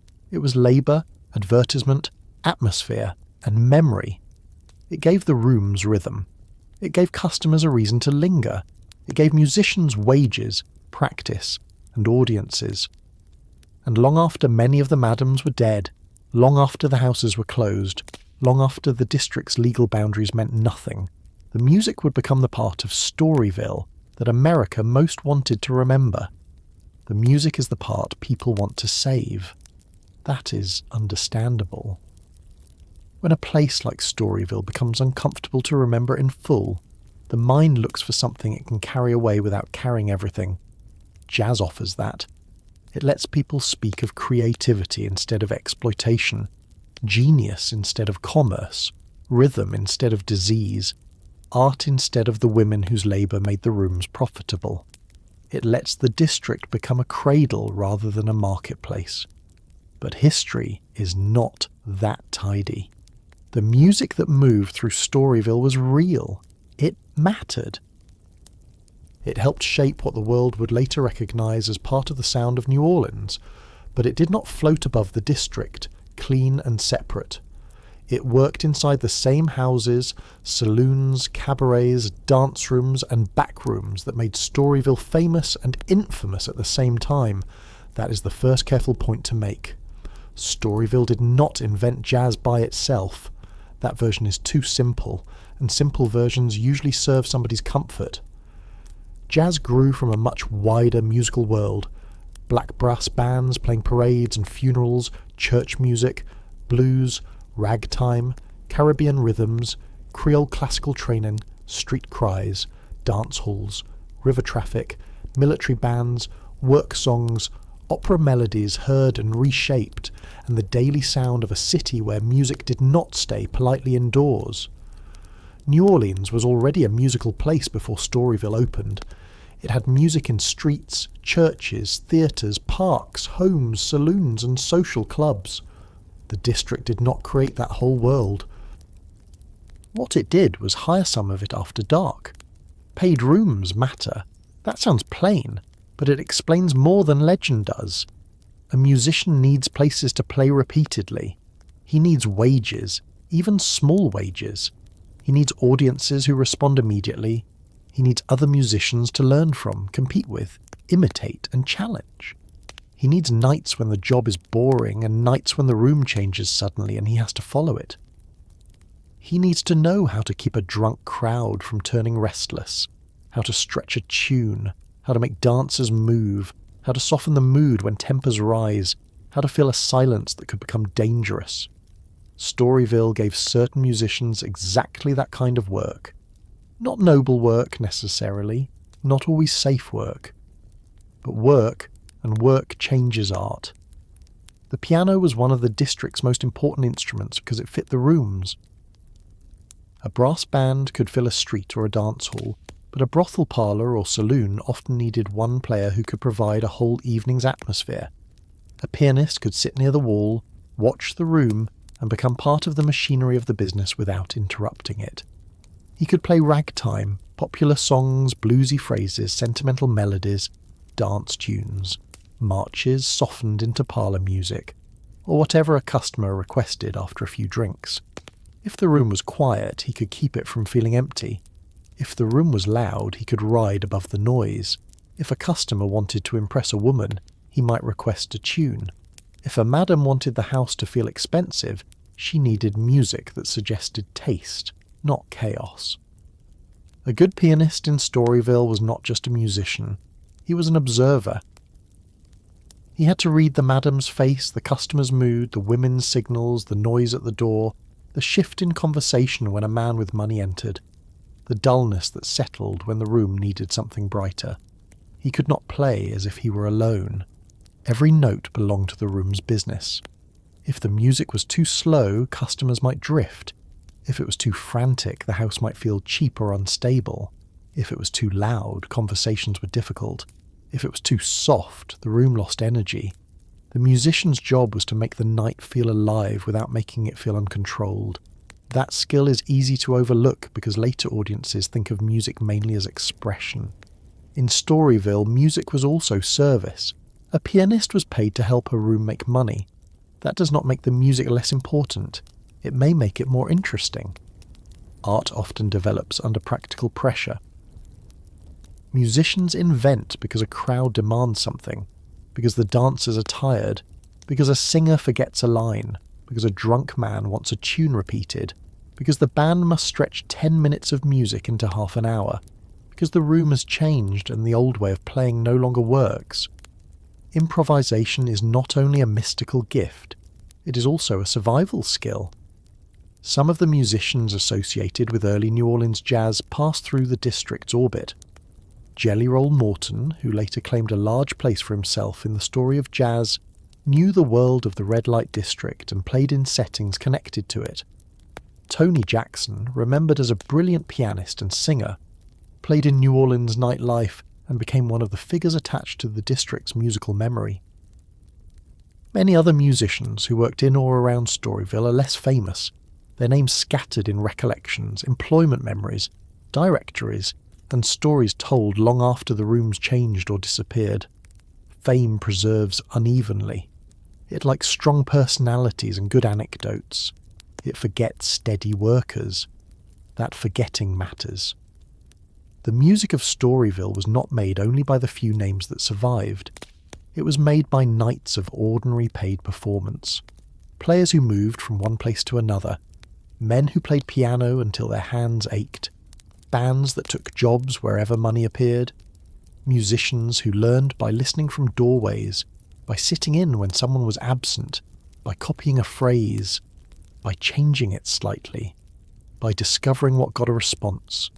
A city's sound is not created by geniuses alone. It is created by repetition. It is created by many people working inside the same pressures until certain habits, gestures, rhythms, and freedoms become shared language. The district's racial order shaped the music too, but not in a simple way. New Orleans had long contained complex relationships among black musicians, Creole musicians of colour, white musicians, class divisions, training differences, and performance spaces. Segregation hardened many of these lines in the late 19th and early 20th centuries. Musicians were affected by where they could play, whom they could play with, what audiences expected, and how they were paid. Storyville did not erase racial hierarchy. It operated inside it. Black musical creativity helped make the district's nightlife attractive, but black people did not receive equal freedom, safety, respect, or profit because of that creativity. That is another old American pattern. Culture taken seriously only after the people who made it have been denied full dignity. Still, the rooms of Storyville created contact, not equality, not freedom, but contact. Musicians heard one another across spaces where labour brought them together even when society kept them apart. Styles moved, tunes moved, rhythmic ideas moved. Customers requested songs heard elsewhere. A player might carry a phrase from a dance hall into a parlour, from a parade into a saloon, from a church memory into a late-night blues. New Orleans music grew because the city itself forced sounds to rub against one another. Storyville was one of the places where that rubbing happened after dark under commercial pressure, in rooms that polite people later preferred not to mention too clearly. The music also gave Storyville a cover of beauty. That is not an accusation against the musicians. They were working. Many were poor or close to it. Some were extraordinarily gifted. Some probably took whatever job paid and did not worry about how later historians would classify the room. But the music made the district easier to remember fondly. A room with only exploitation in it is hard to romanticize. At a piano, a cornet heard from down the street, a singer with a memorable voice, and the memory softens. People begin to talk about atmosphere. They say the place was alive. They say it had character. They say you could hear the future being born in those rooms. Maybe in some sense you could. But there were people in those rooms paying for that future with lives that did not become famous. Imagine a parlour in one of the better houses late in the evening. The floor has been swept, though not perfectly. The lamps are bright enough to flatter the room. A woman sits near a customer who is talking too much because he has had enough to drink to mistake volume for charm. Another woman stands near the doorway, watching the madame for a signal. The madame knows who has paid, who has not, who might cause trouble, and who should be encouraged to spend more before leaving. Near the piano, a musician plays something familiar enough that several people recognize it, but he changes it just slightly because he has played it too many times to leave it alone. The music fills the space between transactions. It gives people something to do with their eyes and hands. It makes waiting feel intentional. In a cheaper saloon, the sound might be rougher, louder, more direct. Men crowd close. Smoke hangs in the air. The floor is sticky in places. The piano is not well tuned, but the player knows how to make it speak anyway. The tune begins, someone laughs, someone shouts for another song, someone pounds the rhythm on a table. The music in that room is not refined, but it is useful. It keeps money moving. It keeps bodies in the building. It gives men permission to stay longer and spend more. The pianist may not be treated with much respect by the customers, but if he leaves, the room loses something essential. There is a difference between music meant for listening and music meant for keeping a room alive. Storyville needed the second kind most of the time. That kind of music is responsive. It knows when people are restless. It can stretch, repeat, intensify, slow down, or turn comic. It does not demand silence. It survives interruption. It can be played while glasses move, while doors open, while arguments begin and end, while people come and go. This is one reason early jazz and related styles were so suited to nightlife. The music could adapt. It could absorb noise instead of being ruined by it. It could make disorder feel like energy. The district also gave musicians access to audiences beyond their own neighbourhoods. Visitors came from elsewhere. Travelling men heard local players and carried stories of the sound away with them. A tune heard in Storyville might be described later in another city. Badly perhaps, exaggerated perhaps, but remembered. Musicians themselves travelled too. The closure of Storyville did not end New Orleans music. It pushed some of the musicians into other places and circuits. As work shifted, the sound moved. This is one of the ironies of the district's history. The same reform pressure that helped close the vice zone may also have helped scatter musicians more widely, contributing to the spread of New Orleans styles. History often works that way. A door closes for one reason, and something else escapes through the side. But we should not make the closure too neat either. Musicians had already been moving. Jazz would have spread without a single dramatic cause. The story of music is never one switch flipped on or off. It is movement, migration, recordings, vaudeville, riverboats, dance halls, theatres, neighbourhoods, and work. Storyville's importance lies not in being the one birthplace, but in being one dense workplace where musicians learned how to handle rooms that demanded flexibility. That is enough. It does not need the false crown of soul origin. The real story is more interesting. The relationship between jazz and vice also created a problem for later respectability.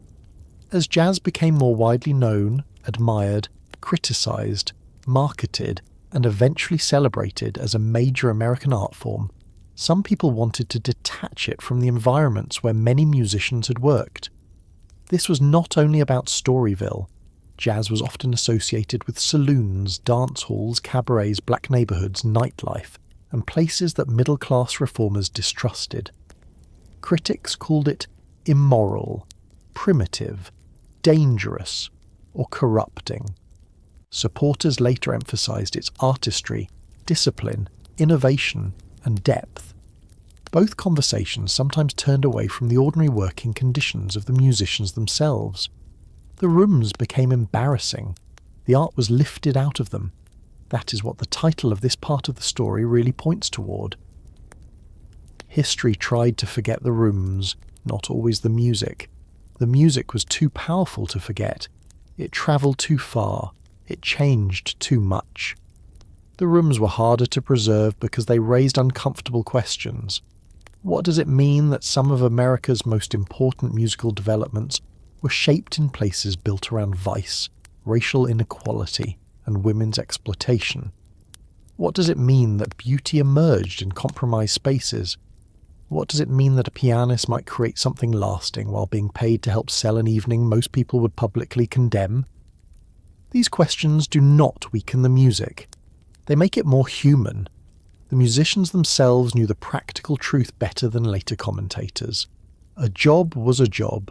A good room could pay. A bad room might still pay better than no room. Moral judgments were easier for people who did not need the wages. A musician in New Orleans at the turn of the century could not build a career out of purity. He had to play where people hired music.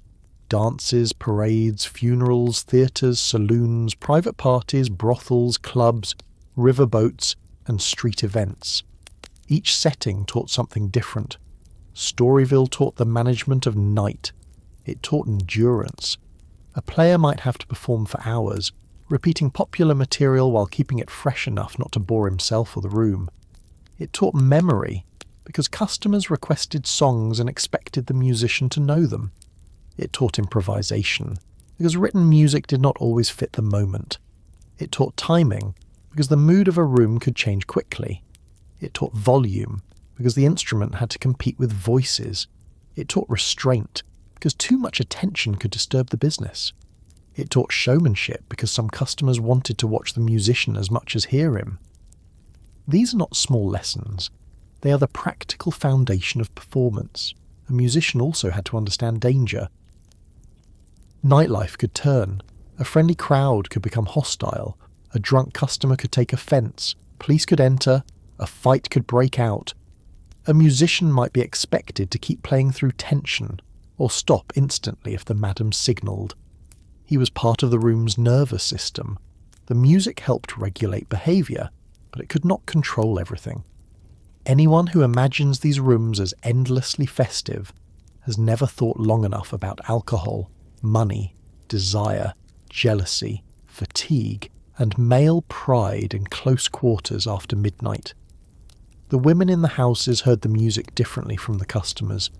For a visitor, a tune might mark adventure. For a woman working there, the same tune might mark the start of another long night, the arrival of a regular customer, the mood of the house, or the hour when exhaustion began to settle into her body. She might love the music, she might be sick of it. She might have a favourite song or a song she could not stand because it reminded her of someone. Music does not mean the same thing to everyone in the room. That is another detail later nostalgia tends to flatten. The madame heard it as business. A good pianist justified his wages if the room stayed lively and customers stayed longer. A singer who made men generous was valuable. A band that brought people into a saloon mattered. Music was atmosphere, but atmosphere was money. This does not make the madam cold. It makes her a manager. She understood the practical value of feeling. A room that felt dead could lose money quickly. A room that felt alive could turn ordinary traffic into a profitable night. Music made the difference between a building and an experience. There were likely moments of real pleasure too. Not everything in Storyville can be reduced to exploitation, even though exploitation was central to the district. People are more complicated than the systems they inhabit. A musician might play something that genuinely moved the room. A woman might laugh because the song was funny, not because laughter was required. A customer might sit quietly for once and listen. A madam might feel pride in the quality of the music she'd hired. For a few minutes, the business might recede, not disappear, but recede enough for the people in the room to be caught by sound. Those moments mattered because they were real. They did not redeem the system, but they belonged to the people living inside it. That is one of the reasons jazz could grow in such places. The music was able to hold contradiction. It could be joyful without being innocent. It could be disciplined and unruly at the same time. It could come from trained hands and street experience together. It could serve a commercial purpose and still exceed that purpose. A tune played to keep customers drinking might contain an idea that later shaped a new way of playing. A phrase tossed off in a smoky room might be remembered by another musician and carried elsewhere. Art often escapes the job it was hired to do. As Storyville's reputation grew, so did the association between its nightlife and its sound. Visitors did not always understand what they were hearing, but they knew it felt different. The music was part of the district's foreignness to them, even when they were Americans in an American city. New Orleans often felt foreign to outsiders because of its languages, food, Catholic traditions, racial mixtures, architecture, climate, and public festivity. Storyville intensified that feeling. It offered a version of New Orleans that seemed freer, more dangerous, more sensual, more musically alive than the places visitors came from. That image was simplified, but powerful. Music gave it proof. The irony is that many of the people who loved the sound did not respect the communities that produced it. They could enjoy black music while supporting segregation. They could praise a pianist's talent while refusing him equal treatment outside the room. They could treat women in the district as attractions while denying them sympathy. Storyville gathered these contradictions tightly. It was a place where people consumed the culture and labour of those they considered beneath them. The same pattern would follow jazz as it moved into wider American life. Admiration mixed with appropriation, fascination mixed with prejudice, profit mixed with exclusion. Yet the music endured beyond those conditions. That endurance should not be used to clean up the past, but it should be acknowledged. Something made in a compromised room can still be great. A musician working for wages in a vice district can still be an artist. A song played for customers can still carry memory, technique, humour, pain, and invention. The dignity of the music comes partly from the fact that it survived the terms under which it was hired. It moved beyond the rooms without ever fully losing the mark of them.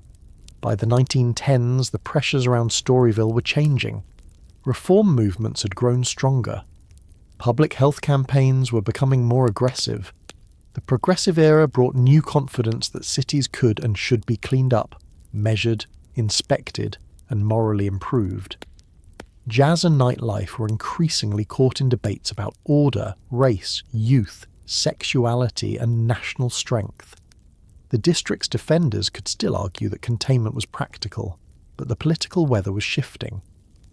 What had once seemed manageable to local officials began to look unacceptable to reformers with broader influence.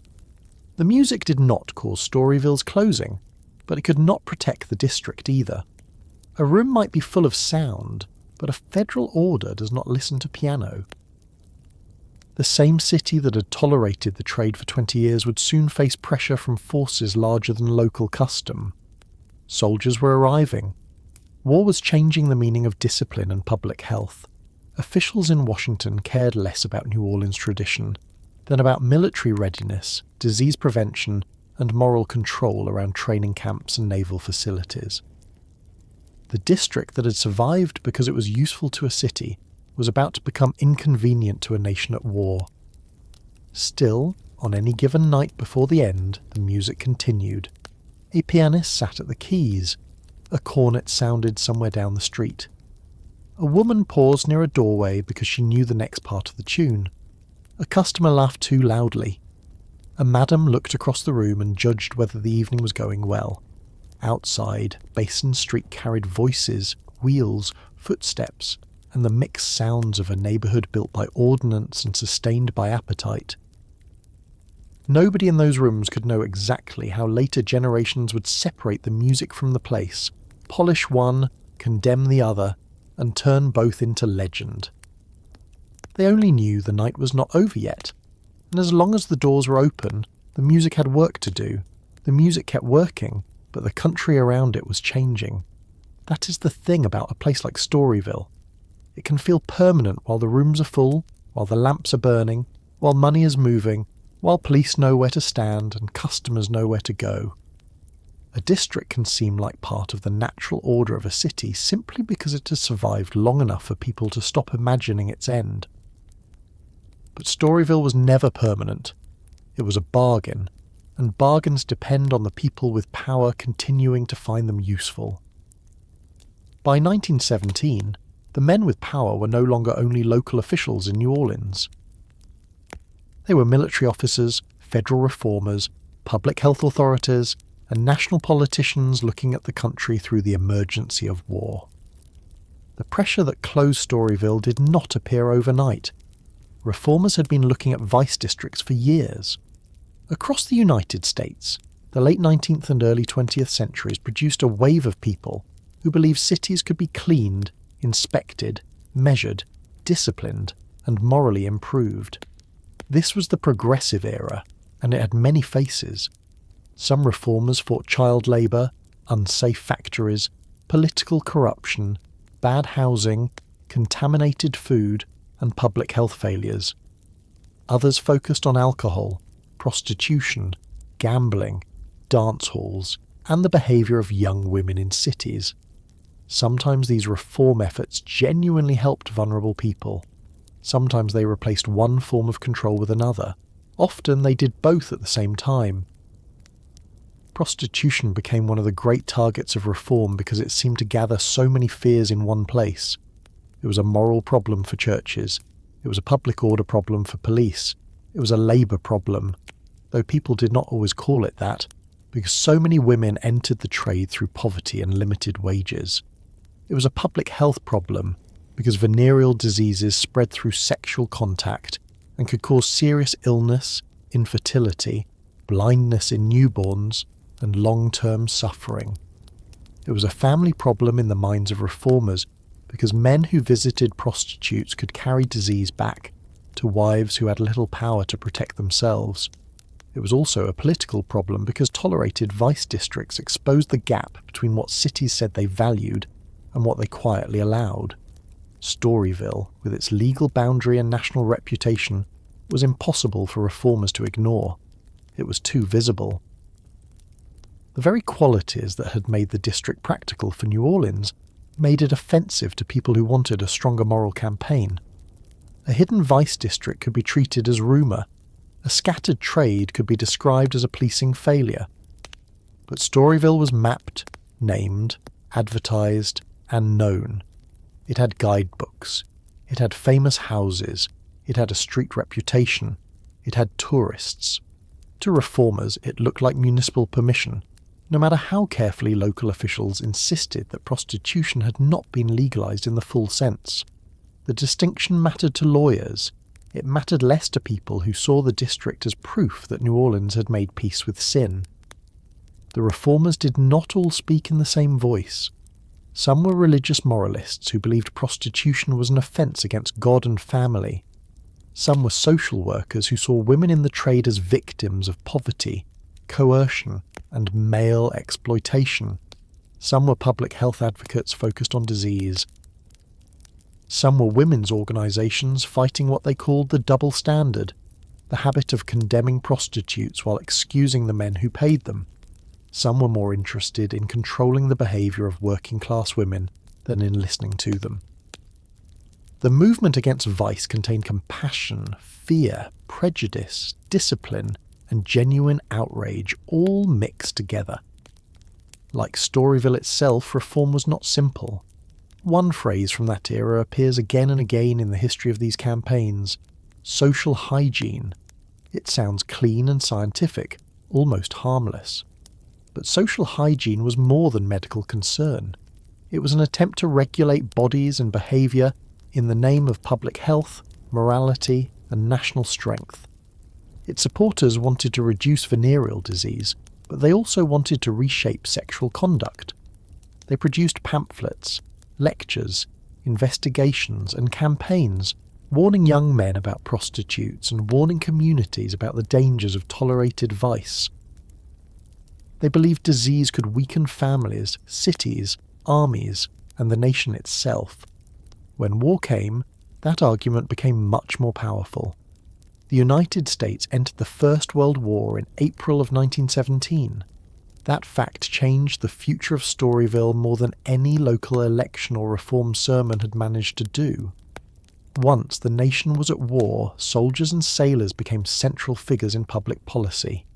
Their health, discipline, and moral condition were no longer treated as private matters. They were military assets. A sick soldier was not only a suffering man, he was a loss to the war effort. A soldier infected with venereal disease might be unavailable for training or deployment. Military leaders saw prostitution districts near camps and ports as threats to readiness. Reformers saw an opportunity. The moral campaign against vice could now be presented as a patriotic necessity. That shift is important. Before the war, New Orleans could argue that Storyville was a local matter. The city had its own traditions, its own police arrangements, its own tolerance, its own economy. Local leaders could defend containment as practical. They could say that vice would exist whether officials approved or not, and that keeping it in one district made more sense than driving it into every street and alley. Many people in New Orleans believed this. Some believed it sincerely. Others believed it because the district brought money. But once federal military authorities became involved, local custom carried less weight. Washington was not interested in New Orleans being colourful. Washington wanted soldiers healthy, disciplined, and ready. Military leaders and reform agencies pushed for the closure of red light districts near training camps and naval facilities. This was not aimed only at New Orleans. Across the country, tolerated vice zones came under pressure because the military did not want enlisted men moving freely through districts known for prostitution, drinking, gambling, and violence. The concern was partly moral, partly medical, partly disciplinary, and partly public relations. The government was asking families to send sons to war. It did not want those families believing their sons would be ruined in American cities before they ever reached Europe. The image of the clean, disciplined soldier became part of wartime propaganda, and vice districts did not fit that image. New Orleans resisted. That resistance is not hard to understand. Storyville had operated for roughly 20 years. It was woven into the city's police practices, nightlife economy, tourism, music work, property values, and political arrangements. Closing it would not make prostitution disappear. Many local officials knew that perfectly well.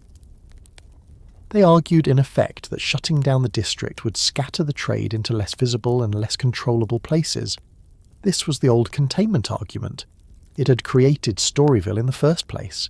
If vice could not be erased, then at least it could be located. Reformers and military authorities answered that a located vice district was still a vice district, and that its visibility made it more dangerous, not less. Mayor Martin Berman became associated with the city's opposition to closure. He understood the local argument, and like many New Orleans politicians, he understood the limits of moral legislation.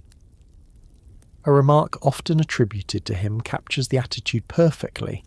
You can make it illegal, but you cannot make it unpopular. Whether spoken exactly as remembered or polished by repetition, the line expresses the central problem. Demand does not vanish because a law changes. Men did not stop wanting what Storyville sold because officials disapproved. Women did not suddenly gain better wages or safer options because a district closed. Landlords did not become less hungry for rent. Musicians did not stop needing work. The city's old tolerance had been built on that realism.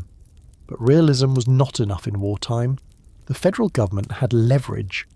Military officials could declare certain areas off-limits to soldiers and sailors. They could pressure local authorities. They could frame continued tolerance as a threat to national defence. Reformers could now present closure as service to the troops. Public health officials could speak of disease not merely as private suffering, but as a danger to the army.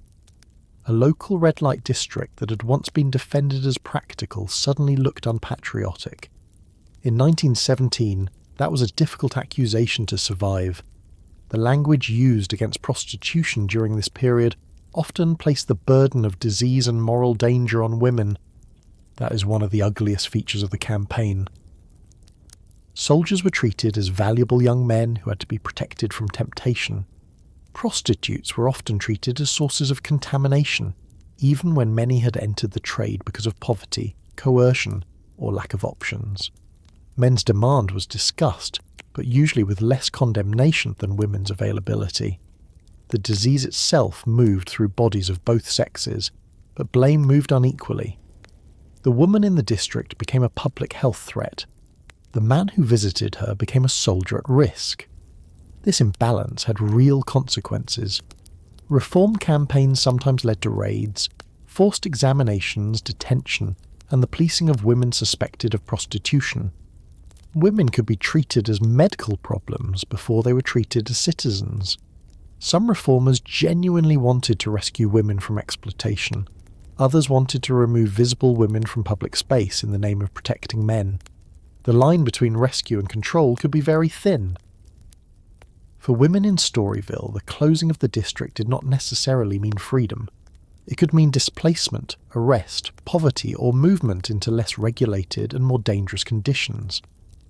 Inside the district, the months leading toward closure must have carried a particular tension. Rumours would have moved faster than official notices. Madames would have watched the newspapers, listened to customers, questioned police contacts, and tried to judge whether the threats were real this time. Women working in the houses would have wondered what would happen to them if the district closed. Musicians would have wondered where they would find work. Saloon owners, cab drivers, laundresses, landlords, cooks, and suppliers would have understood that the issue was not only morality, it was income. A district like Storyville supported far more people than reformers usually named when calling for its end. Think of a house on Basin Street in the autumn of 1917. The lamps are still lit. The piano still plays, customers still arrive, a madame still performs confidence because panic is bad for business. But somewhere beneath the usual night, the ground has begun to move. Perhaps a police officer says less than usual. Perhaps a regular customer mentions that the Navy is serious. Perhaps a newspaper editorial circulates through the room. Perhaps one of the women has already decided to leave for another city. Perhaps another has nowhere to go. The house still looks like itself, and that may be the strangest part. Institutions often look normal right up to the moment they are not. The formal order came, and the deadline fixed the end in a way rumour could not. Storyville was to close. Midnight on November 12th, 1917, became the line between tolerated operation and official illegality. That date matters because it shows how abruptly a 20-year arrangement can be ended once the people with enough authority decide the arrangement no longer serves them. The district had been created by a municipal boundary. It was shut by political pressure backed by military need. Paper had made it. Paper would end it. What does it mean for a neighbourhood to close at midnight? Not a single shop, not one house, not a theatre with a final curtain, but an entire district whose legal tolerance had shaped thousands of ordinary and extraordinary nights. The phrase makes it sound clean. At midnight, Storyville closed. But real endings do not happen that cleanly. A door might shut, a lamp might be turned down, a policeman might walk the street with new instructions, a madam might count the last legal night's money and know the house itself had become a liability. A woman might pack clothing into a trunk, unsure whether to go to another city, another house, another kind of work, or nowhere in particular. A musician might finish a tune without knowing whether he would ever play in that room again. A customer might try to treat the night as a final adventure, because men often turn other people's disasters into stories for themselves. There is a temptation to imagine the last night as dramatic. Crowds in the street, music louder than usual, women leaning from balconies, men drinking as if the law could be postponed by noise. Some of that may have happened in places. People often meet endings with exaggeration, but we should not make the scene too theatrical. For many who depended on the district, closure was not romance. It was a practical crisis. Rent would still be due. Food would still cost money. Debts would not disappear. Stigma would remain. A woman whose name had been printed in a guidebook could not simply become respectable because the guidebook stopped being useful. A madam with expensive furnishings and a house associated with vice could not easily convert notoriety into a clean business. A musician could find other work perhaps, but not without competition and uncertainty. Closing the district did not close the needs that had fed it. At midnight the old tolerance ended. Prostitution did not. That is perhaps the most important fact in the entire closure story. Reformers could point to the district's end as a victory, and in one sense it was. The official red light district was gone. The city no longer had a mapped zone where prostitution operated with the same public visibility. Military authorities could claim success in removing a notorious vice district near soldiers and sailors. Public health advocates could say a dangerous source of infection had been disrupted. Moral reformers could say New Orleans had been forced to do what it should have done years before. But the trade itself dispersed. It moved into other streets, private rooms, hotels, boarding houses, back arrangements, and less visible networks. What had been concentrated became scattered. This was exactly what local defenders of containment had warned would happen. But their warning was not pure wisdom either. Containment had made exploitation easier to locate and profit from. Scattering made it harder to monitor and often more dangerous for women. Neither arrangement solved the underlying problems. That is the grim lesson. A vice district can be tolerated and exploitative. A crackdown can be morally satisfying and still fail to protect the people it claims to save. Storyville's closing did not settle the argument between regulation and abolition, between public health and civil liberty, between moral reform and economic reality. It merely moved the argument into new rooms. The closure also revealed how much of Storyville's fame had depended on official tolerance. Once the district was no longer openly operating, its identity changed. The houses could not function in the same way. The blue books lost their purpose. The famous addresses became reminders rather than destinations. Some businesses adapted, some faded. Some illegal activity continued in quieter forms. The music moved because music usually does. It found other venues, cabarets, dance halls, riverboats, theatres, private events, and cities beyond New Orleans.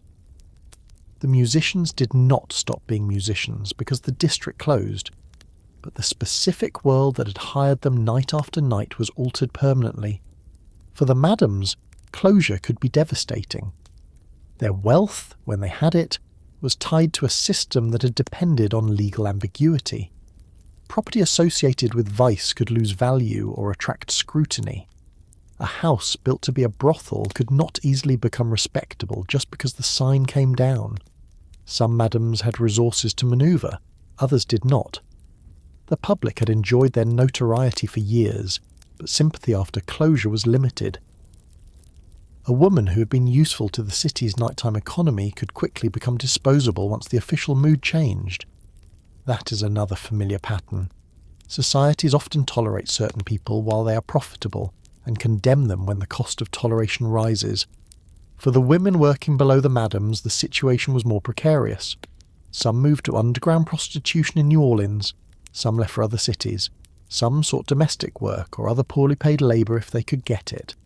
Some may have returned to families, Some disappeared from records entirely. Historians can follow famous names for a while, but the ordinary women often vanish at exactly the point where we most want to know what happened. Closure produces paperwork about policy, not always about survival. The law records the end of a district. It does not record every woman standing with a trunk in a rented room wondering what to do next. The soldiers and sailors who helped provide the official reason for closure continued moving through the machinery of war. Many would train, travel, ship out, become ill, recover, fight, or return, changed. Some never returned. It is easy to forget them in a Storyville story because the district itself is so vivid, but they were part of the closing. The federal government looked at young men in uniform and saw national investment. Reformers looked at them and saw innocence at risk, though many were not innocent in the way reformers imagined. Military officers looked at them and saw discipline to be maintained. The men themselves likely saw many things: fear, boredom, temptation, loneliness, bravado, homesickness, and the strange freedom of being away from home under orders. Storyville became one more place where the private behaviour of men was treated as a public problem, because war had made their bodies useful to the state. That wartime context explains the force of the shutdown, but it also complicates the moral victory claimed by reformers. The district was not closed primarily because the city suddenly cared about exploited women. It was closed because soldiers and sailors mattered to federal authorities. Women in prostitution had been suffering long before 1917. Disease had existed long before military pressure. Violence, poverty, and coercion had not been secrets. What changed was not the discovery of harm. What changed was the political importance of the men who might be harmed. That does not mean closure was meaningless, but it does mean we should be honest about whose protection carried the most weight. After the official closing, Storyville began its second life as memory. This is where the story becomes strange again. While the district was open, many people condemned it. After it closed, many people began to romanticize it. The same place that had been described as a threat to morality became, in later recollection, colourful, musical, exotic, lost.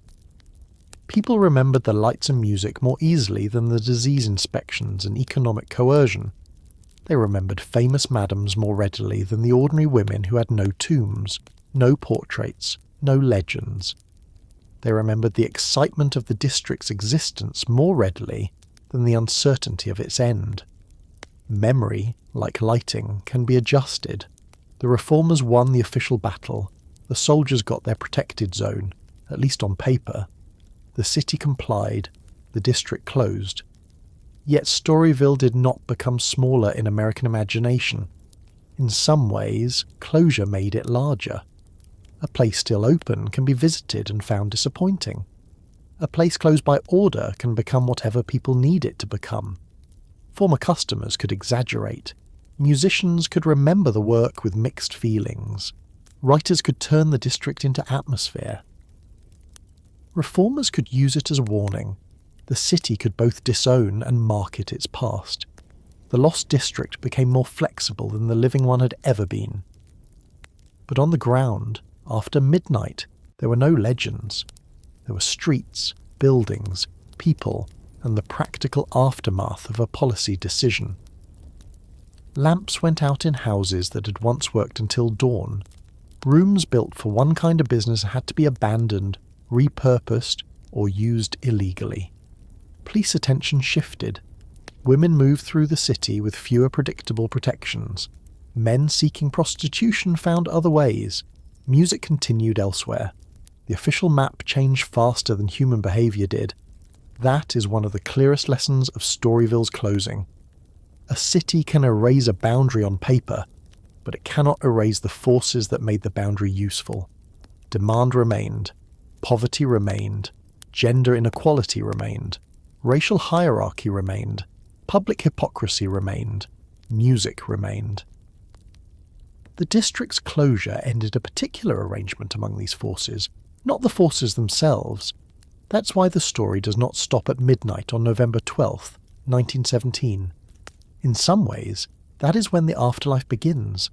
The final nights of Storyville belong to that category of history where official time and human time do not match. Official time says the district closed at midnight. Human time says women woke the next morning still needing money. Musicians woke still needing work. Landlords woke still wanting rent. Reformers woke with a victory to report. Soldiers woke under orders that would take many of them far from Louisiana. City officials woke in a New Orleans that had obeyed federal pressure but had not become morally transformed. The law had moved quickly. Life moved unevenly, and so the district that had been drawn into existence by an ordinance was pushed out of legality by the demands of war. The men who created it had believed vice could be managed by place. The men who closed it believed vice could be reduced by force, discipline, and prohibition. Both underestimated the stubbornness of human need and the ability of commerce to find new channels.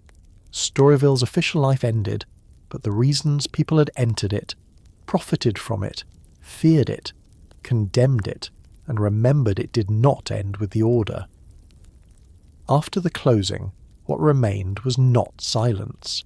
It was displacement, memory, music moving into other rooms, buildings losing their original purpose, and a legend beginning to separate itself from the facts. The red light district was gone as a legal zone, but its shadow stayed in New Orleans, in jazz history, in photographs, in guidebooks preserved by collectors, in the names of madams repeated long after most of their workers were forgotten, and in the uneasy question that follows every attempt to clean a city by moving its sins out of sight. After the lights went out, New Orleans did not become innocent. That's the first thing to understand about the end of Storyville. A district can close, a police order can take effect, a mayor can comply with pressure from Washington, a line on a map can stop meaning what it meant the day before, but the needs, habits, hungers, debts, and inequalities that filled that district do not disappear because the official permission has been withdrawn. Storyville ended as a legal arrangement in 1917, but the forces that made it possible kept moving through the city. They moved into smaller rooms, quieter streets, private arrangements, hotels, boarding houses, cabarets and neighbourhoods, where the trade became harder to see and often hard to survive. That is one of the uncomfortable truths of reform. A law can close a place more easily than it can change the reasons people use the place. Men still sought prostitution. Women still needed money. Some had no good alternatives. Some had debts connected to the houses where they worked. Some had records, reputations, or no family willing to receive them. Some were ill. Some had children. Some had been in the district long enough that ordinary employment, never generous to women in the first place, would not easily take them. When the district closed, public attention shifted to the victory, but private hardship continued. The city could say Storyville was gone. The women who had lived from night to night had to figure out what gone meant the next morning. For the madams, the end was also practical before it became legendary. A house built for one business does not easily become another.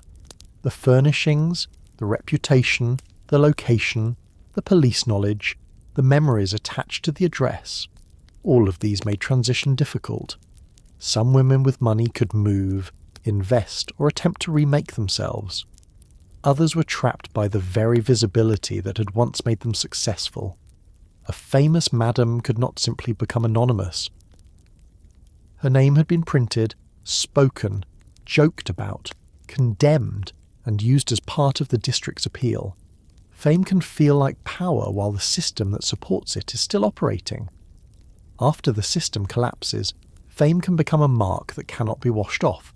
The workers below them had fewer options.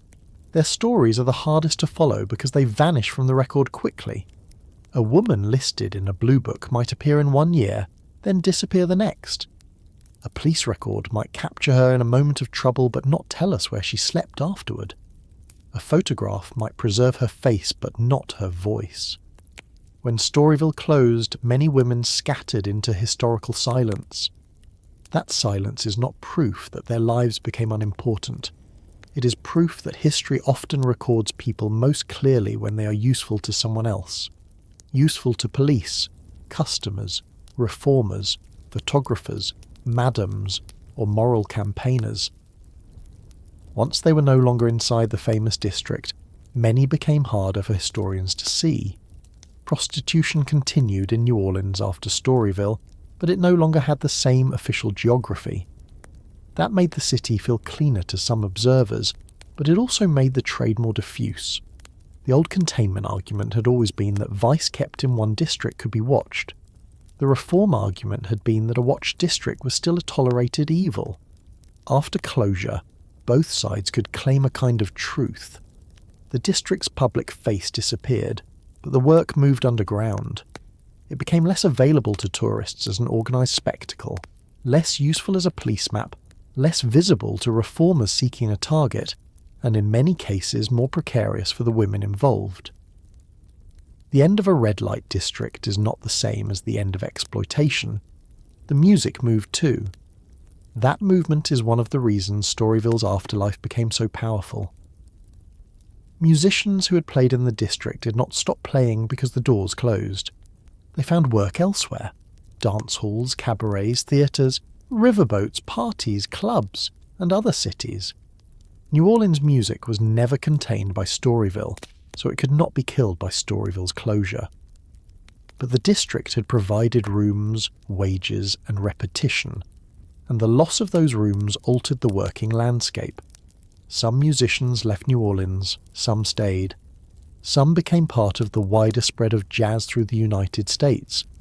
As the music travelled, the old district travelled with it in stories, sometimes accurately, often not. This is where memory begins to separate from fact. People love origins. They like to say a thing began here, in this room, on this street, on this night, because that makes history easier to hold. Jazz did not begin in one parlour in Storyville. It did not rise fully formed from the floorboards of a brothel. It came from a broad, deep musical world, much of it black, much of it working class, much of it shaped by New Orleans long before and far beyond the legal district. But Storyville gave later writers a vivid setting.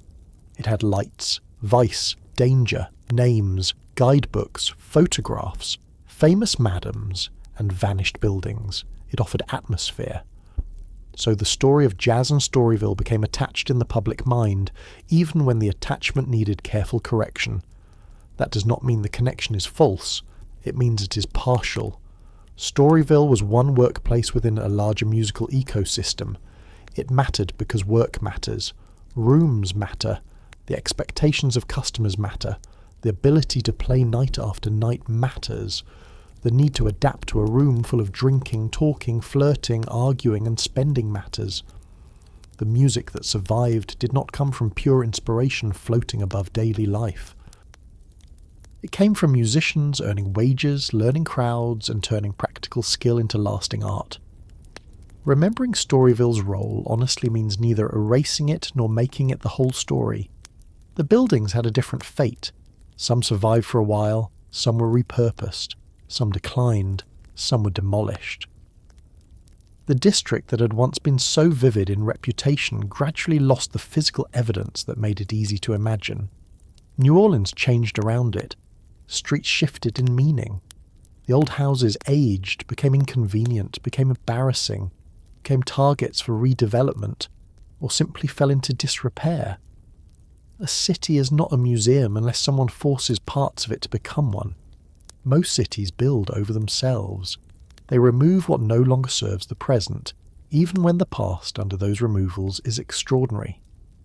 Much of the old Storyville area was later transformed by public housing development and urban renewal decisions. The Iberville housing project came to occupy a large part of the former district. That change added another layer to the neighbourhood's history. A place once known nationally for commercial sex, music, vice and luxury brothels became associated with public housing, poverty, policy, and another set of debates about how cities manage people they consider problems. The irony is hard to miss. New Orleans had once used the area to contain vice. Later, It used parts of the same landscape to contain low-income housing.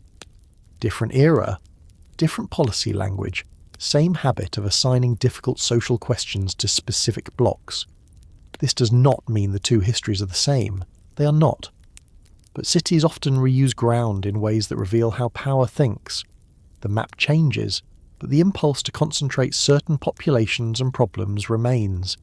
Storyville's old boundaries may no longer have legal meaning, but the broader history of the area reminds us that urban space is never neutral.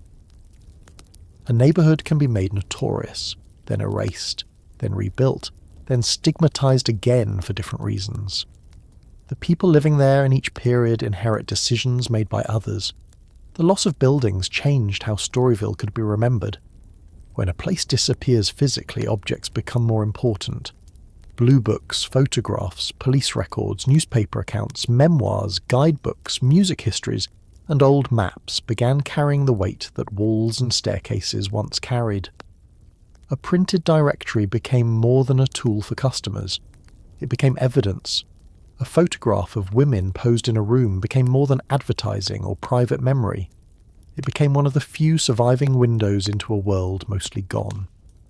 A map showing the district's boundaries became a way to stand in the present and imagine where the past had been. But objects can mislead as much as they reveal. The blue books show names and addresses, but not inner lives. Photographs show faces and rooms, but often staged for someone else's gaze. Newspaper accounts show scandal, but not always accuracy.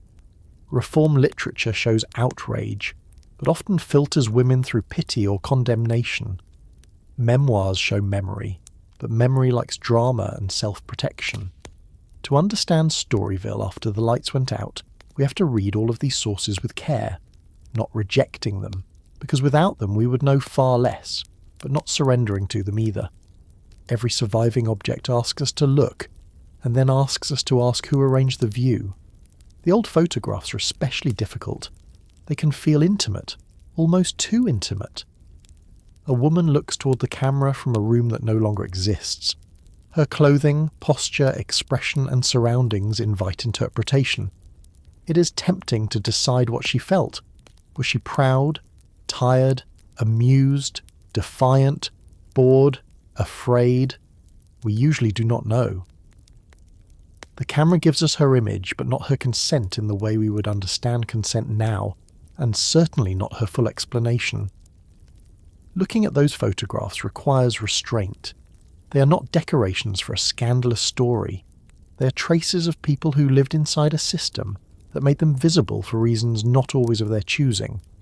The names of famous madams survived more easily because they were attached to property, money, legal disputes, publicity, and legend.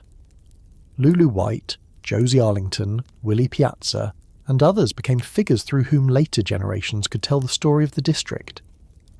Their lives are fascinating, and they deserve attention, but they also risk drawing all attention toward the top of the hierarchy.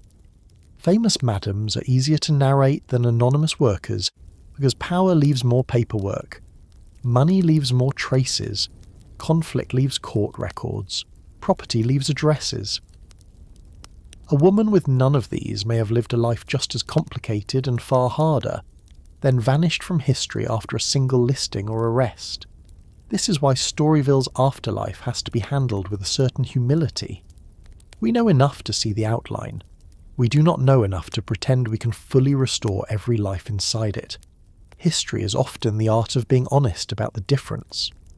We can say that the district was created by law, operated through tolerated vice, supported a large economy, gave work to musicians, intensified racial and gender inequalities, attracted tourists, and closed under wartime pressure.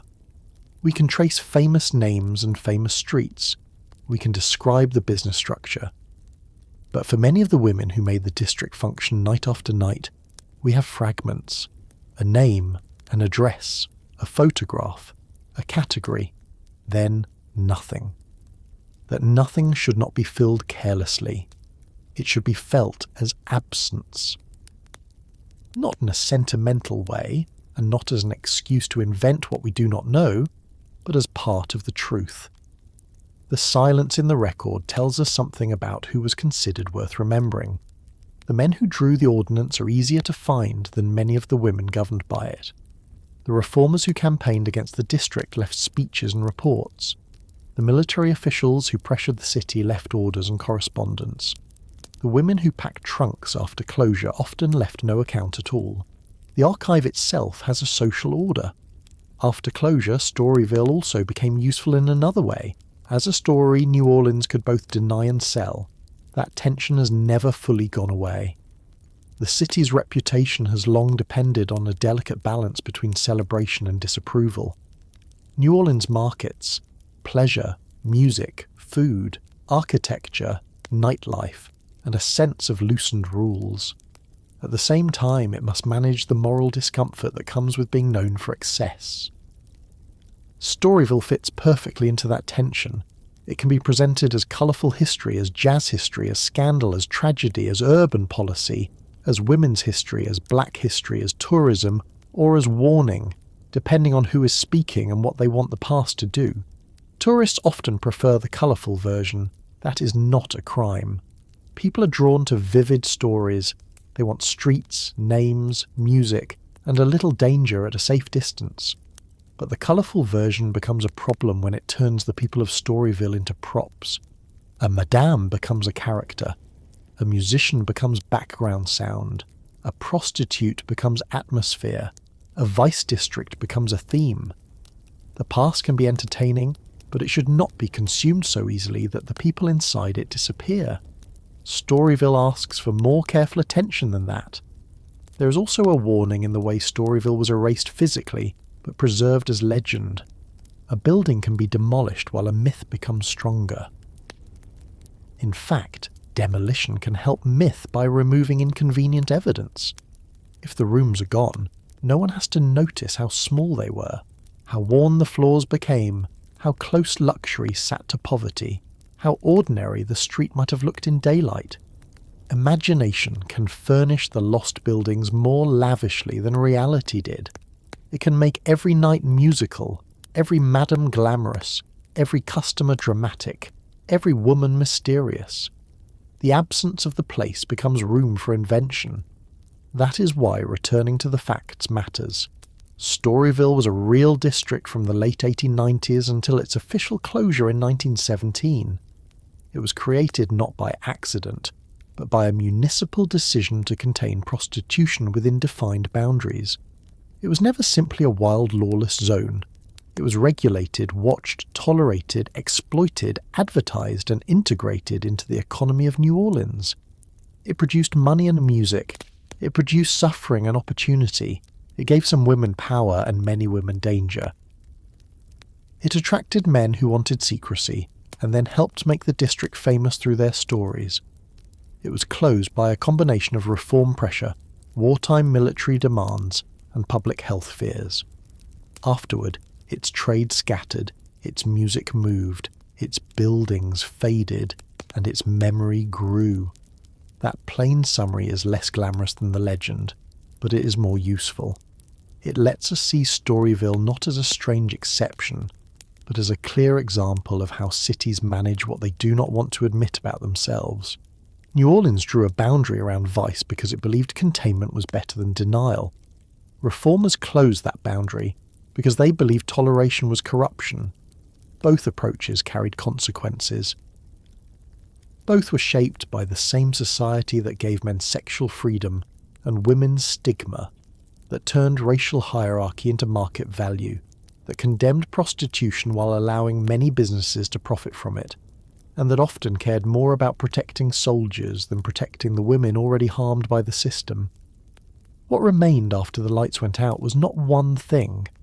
It was a set of traces, music that travelled, names that survived unevenly, photographs that stare back without explaining themselves, old guidebooks that once helped men find women and now help historians find a lost district.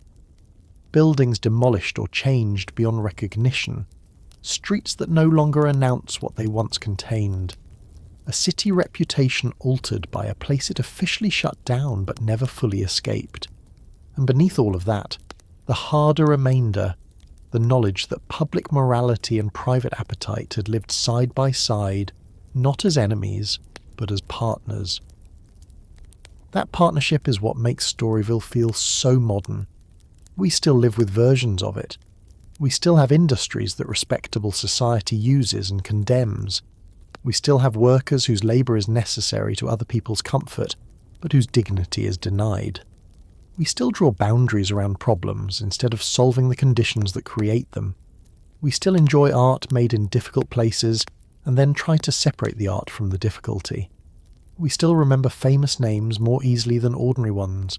Storyville is gone, but the habits that built it are not as distant as we might like. This does not mean the past offers a simple lesson. Simple lessons are usually too small for complicated history. It means Storyville gives us a case study in human contradiction. A city tried to be practical and became notorious. Reformers tried to close vice and drove much of it elsewhere. Musicians played for wages in rooms later treated as mythic. Women condemned by society managed businesses, survived danger, exploited others, protected others, and left behind records too incomplete for easy judgment. Customers sought secrecy and helped create fame. The district ended and only then became larger in memory. If you are listening tonight from a quiet room, far from Basin Street and far from 1917, it may be worth thinking about how much of ordinary life disappears when no one believes it deserves to be recorded. The people of Storyville were not living in legend. They were trying to get through evenings, earn money, avoid trouble, find pleasure where they could, manage fear and wake up the next day. Some did harm, some were harmed. Most lived somewhere in the complicated middle where people usually live. The city turned them into a district. Later, memory turned the district into a story. Our task is to turn the story back toward people, as much as the evidence allows. By the time the last official lights of Storyville went out, the world that had created it was already changing. War, reform, public health, migration, music, and modern policing were reshaping American cities. New Orleans would remain New Orleans, which is to say it would remain layered, contradictory, proud, wounded, musical, and deeply aware of the value of its own reputation. The old district would not return in the form it had taken between the ordnance and the closure, but its afterimage stayed. You can still feel it in the way people speak of Basin Street, in the way early jazz histories circle back to rooms nobody can enter anymore, in the way photographs from the district seem both distant and uncomfortably direct. There is no need to romanticize it. In fact, romanticizing Storyville is the easiest way to misunderstand it. The district was not a lost paradise of music and freedom. It was not only a pit of vice and misery either. It was a working urban system built from law, money, desire, racial hierarchy, gender inequality, entertainment, and survival. That is why it matters. It shows us how something can be condemned and supported at the same time. It shows how a city can place a problem on a map and then act surprised when the map becomes famous. It shows how art can emerge from places that were not built for beauty. It shows how the people most central to a story can become the easiest to forget. So as we leave Storyville tonight, leave it carefully. Do not leave only with the image of lamps on Basin Street, or a piano behind a parlour wall, though those things were there. Leave also with the ordnance, the boundary, the guidebooks, the laundresses, the doctors, the police, the women whose names survive only because customers needed directions, the madams who bought mansions but not full respectability, the musicians who turned paid work into sound that travelled across the world. And the morning after the closure, when the city was not transformed, only rearranged. Thank you for spending this long walk through the old district with me. If a detail stayed with you, the printed blue books, the boundary drawn by law, the music in rooms history tried to forget, or the women whose lives remain only in fragments, leave it in the comments. I would genuinely like to know which part made the past feel closest. And if this kind of slow, honest history is something you want more of, subscribe, like the video, and stay with us for the next story. There are always more rooms in the past than the official tours have time to open, and some of them are quiet now, only because no one has listened at the door for a very long time.